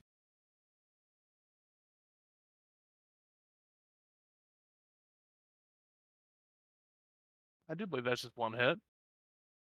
That is, in fact, one singular hit. Ooh. Do you want to re-roll those? Do And- it. Do it. Oh. All right, 16 damage. I gotta. Someone's still bleeding out in front of this thing, right? Indeed, you can see the cakey backside of Rourke sticking out of its mouth. I'm gonna just walk over, give him a firm pat on the back, and I'm gonna cast Cure Wounds on him. Rourke gets 6 health back. Yay. I'm gonna swap out my longbow for my maul, and that'll be my turn. Alrighty, this thing is dead. Varric. Mister. I'm here.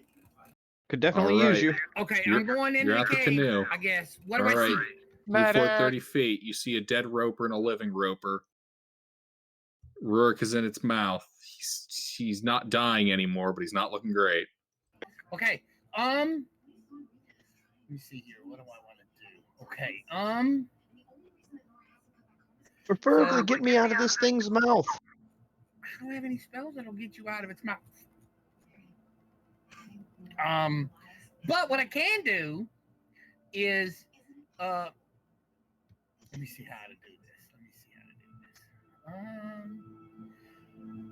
As a bonus action, I am going to heal Rurik. Okay. I can do that, right? Priest. I mean, I can heal Rurik, right? Do you have to touch him, or is this at range? Because you move 30 range. feet. There's 20 This feet is to him. range. I am definitely not getting close to this thing. Okay. This is definitely from range. I just want to make sure I want to use the right healing spell.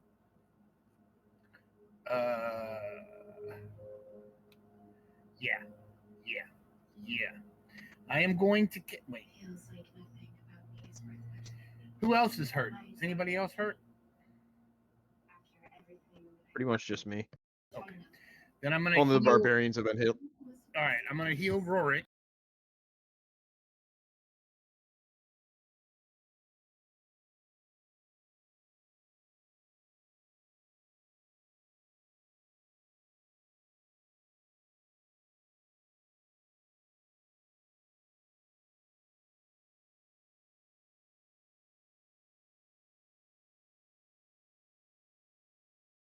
That's useful. I'm going to heal Rorik for 20 as a bonus action. And then as my action, I am going to bless. Oh, wait, no, can't do that. I'm going to bond Rorik, Fea, and Faradul together. Bondi Goda, not me. Huh? Bondi Goda, not me. Okay. Then He'll benefit more from it. Oh, he's a paladin. That's right. Yeah. So I bond Agata, and together, which means they get, as long as they're within 30 feet of each other, they get +4 to their saves, attacks, or any checks. Only once per turn.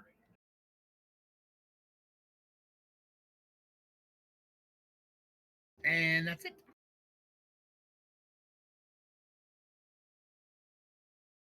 Alrighty. Can someone repost that, Anish? Thank you. This guy. He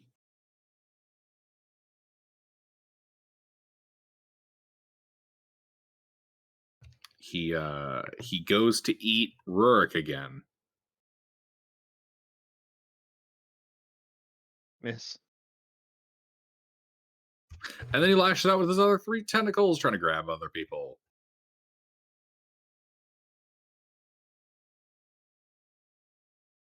Let's go with a 1 tentacle at Father Varric, a 1 tentacle at Igoda, and 1 tentacle at Interven in that order. I thought I backed off. Indeed you did. I'll throw that at Fea then. What's the reach on these tentacles? They have a fantastic 50 feet. Oh, I thought it was only 30. Yeah, that's a hell of a fucking reach. Yep. That's what I love about Rippers. Alrighty. Does an 18 hit Father Varric? Father Varric. Yes. It's grabbed you, I think, with an 18 tentacle attack. No, it did not. Wait, let me see. Please, no, it did not. Damn it, my armor class is 18. Do I know shield? I'm a cleric. I don't believe you do. Probably not. No, I do not know shield, so it does grab me. The tentacle wraps around you and it pulls you towards its slathering maw. Oh god. All right, I'm pretty sure a 12 doesn't hit Igoda and a 16 doesn't hit Fea, right? Well, would hit if I didn't have armor, but I do have armor, so it missed. Gilbert, Yes. can I use my inspiration? To what? Negate that attack on Father Varric? No. I'm pretty sure the inspiration I gave you is just like a bardic inspiration. DM inspiration can be anything. Yeah, Yeah. I know, but I gave him like a minor version of it with Yeah, you gave me a specific D6. requirements. You gave me a D6. Yeah, wasn't that to be applied to what was it? Saving throws, ability checks, and attack rolls? Oh, we just said it was a DM inspiration, but it was just a D6. Oh, did I? Yeah. Yeah. Hold on, let me look up what I have as in the notes here. That's what I have it in my thing as. I've got too many sub variants of this I've made. You can make the decision now. Oh, yes. Yes, this can just generically be spent on anything as a D6. I'm sorry, I'm thinking of the other kind. Yes, that would be usable. So he can boost my armor class with it? Actually, well, he can boost your armor decrease it. class. Yeah, lower their attack, boost the armor class. Well, you're Okay. fine. So Varric is, in fact, not pulled towards its slithering maw. All right. That halfling came in handy. Indeed. Bless the halfling. Intervene. So, did you hear me when I said that my AC was 16? Oh, I didn't. So it grabs you and pulls you towards its slithering maw. Intervene, your move. I mean, that didn't work out so well for the last one. All right, I look back around the corner, and one's still alive, right? It is, in fact, still alive. Super Soaker. 17 it? No. All right, back around the corner. You do successfully power wash it. You've cleaned off the blood. Rourke? Well, I sure as fuck ain't getting out of this thing's grasp. Can I try cutting the tentacle? That's a thing, right? You may attempt to cut its tentacle with your attack. Does So, the make an disadvantage from attack. being restrained? Yeah, but I'm a rogue, so I can aim, and there is no specifications on aiming. Indeed. You aim at his tentacle. What do you roll? I think the caffeine has hit my system. It might have. That's enough. Indeed, that does exceed the armor class of 20. Roll damage. All right. You have allies nearby. It's a sneak attack. Nope, disadvantage. That's right. Very sad. No sneak.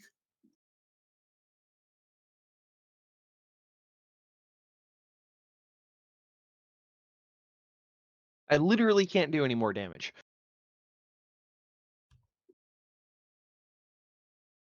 So, it has exactly 10 hit points. Nice, I cut the tentacle off. Falls on the ground. What kind of weapon are you using? Short sword. You, you basically just stab through. Yeah, like I literally couldn't do any more damage. I have no other than a dagger, and that'd be a D4, which wouldn't be enough. Indeed, you are free from it. All right, well I can't do anything. I aimed. Faye, It's it's your move. literally my entirety of action economy to make that attack. Crush it, Faya. Strike it down. I attack it. Scoring multiple critical hits. I have disadvantage though, right? Yes. Unless you want to target one of your sword attacks at its tentacle. If you successfully cut through it, all your other attacks would be at regular rolls. All right, I'll do that. This new Shatner DM is weird. That does not hit.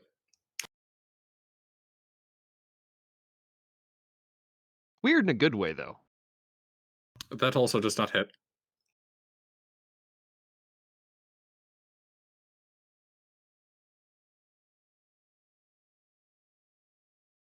Well, I mean, it's not like I could have canceled Giant Might. Just last Indeed. for a minute. I So- suppose this is the karmic payoff for absolutely annihilating the other dude. Yeah, I suppose I'll just take a breath then. Second wind.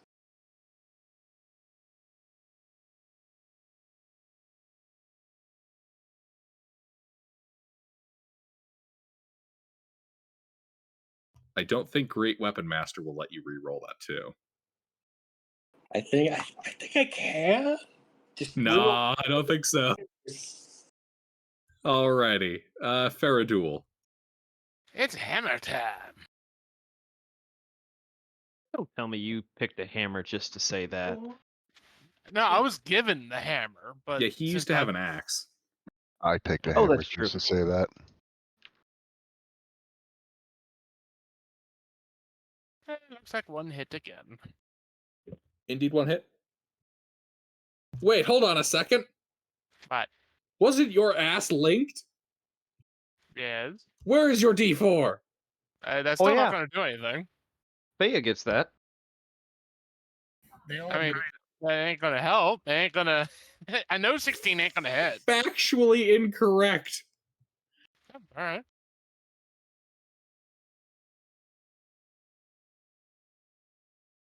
Okay, it's a third. now your 19 hits. Oh no, the 19 hits, yeah, but the No. 13 ain't It, gonna hit. it has 20 armor class. Oh. You can use the bonded on one attack. He was giving it to you on the 19. I thought the 19 was gonna hit, not the 12. All right, anyway, 10 damage. You know, its armor class is 20, and you forgot about your thing.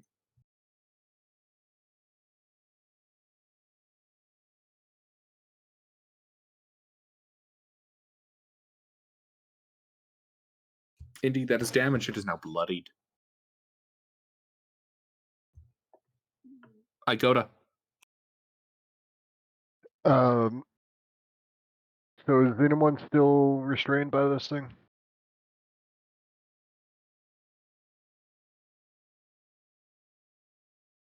Gilbert? Yes. Fea. All right. I will. Can crushing weapons like break its tentacle, or does it have to be slashing to cut it?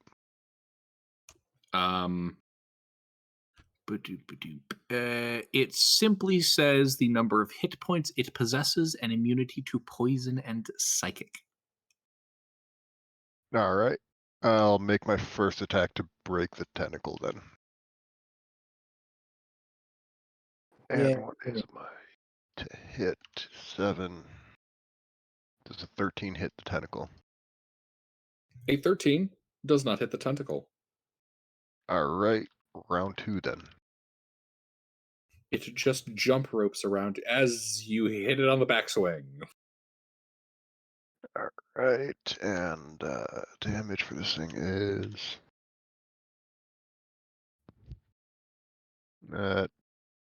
12.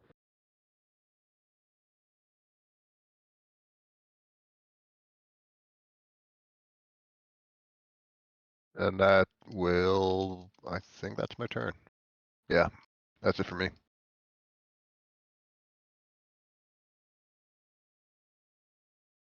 Alrighty. Varric. I am. How is everybody looking? Are they still alive?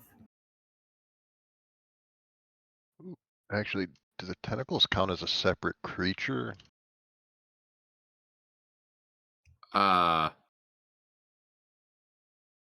No? Nah, alright. But Forgot. damage to tentacles does not damage the body. Yeah, I was just asking for the Great Weapon feat. Or Great Weapon Master, because after I reduce a creature to 0 HP.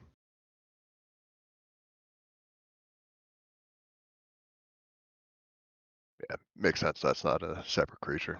Alright. We're checking though. Continue, Varric. How is everyone doing in the party? I'm just about bloodied, so. Lightly, Huh? slightly injured. Oh, okay. So, all right. I'm at 26 out of 51.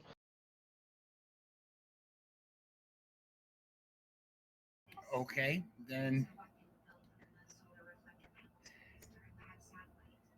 Okay.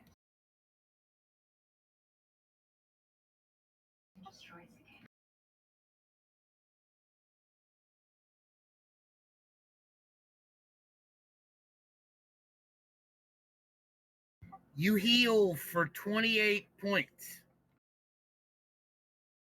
So double that? Yep.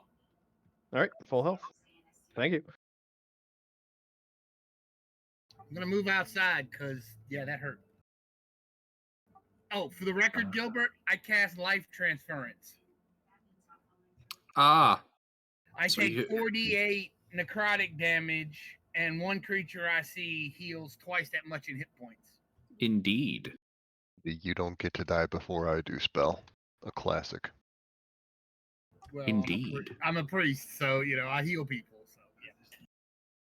And I'm gonna step out of the cave so I can't be grabbed again.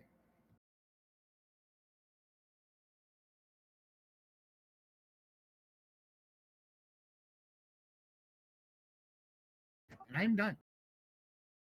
That hurt. Ow. Indeed. This guy. He will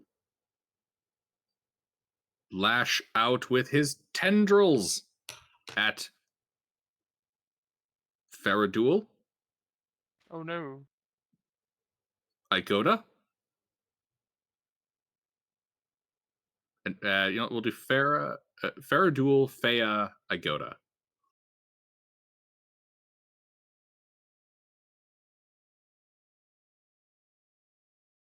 Uh, 15 versus Faradul. Nope, it's a push. Definitely not 12 versus Fea. 18 versus Igoda. That does it. He reels you in. Now that you're grappled and restrained.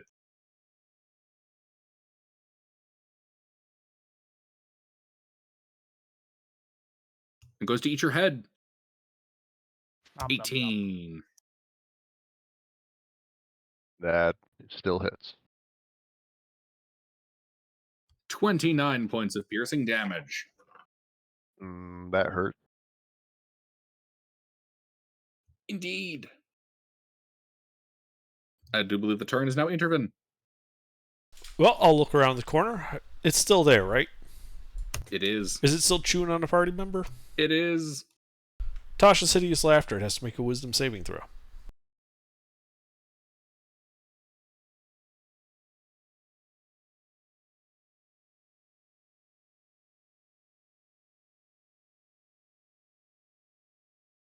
Fuck you. Back up around the corner. That's it. Alrighty. Rurik. So I'm prone on the ground at this thing's feet. Or base. Mm-hmm. Alright. How big across is this area? Like, how far away can I get inside this room? Let's see. At its greatest, the room is 40, 50 feet by 60 feet, ovular shape.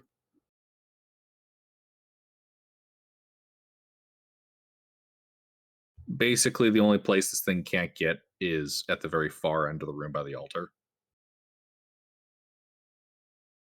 Alright. I would like to go there.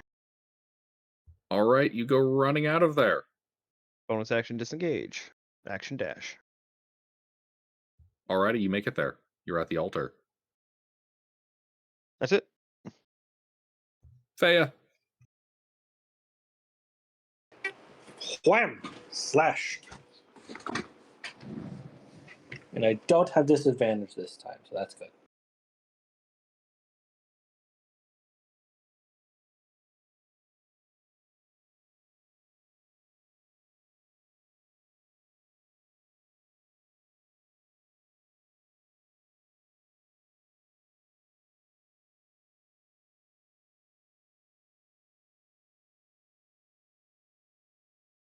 One hit.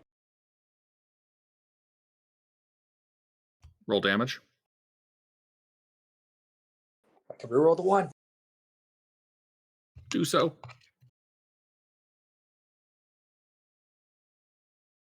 It dies. Yay! And as the blood of these disgusting abominations pools at your feet, we shall call it there, in the cave. There's your XP. Yay. Nah.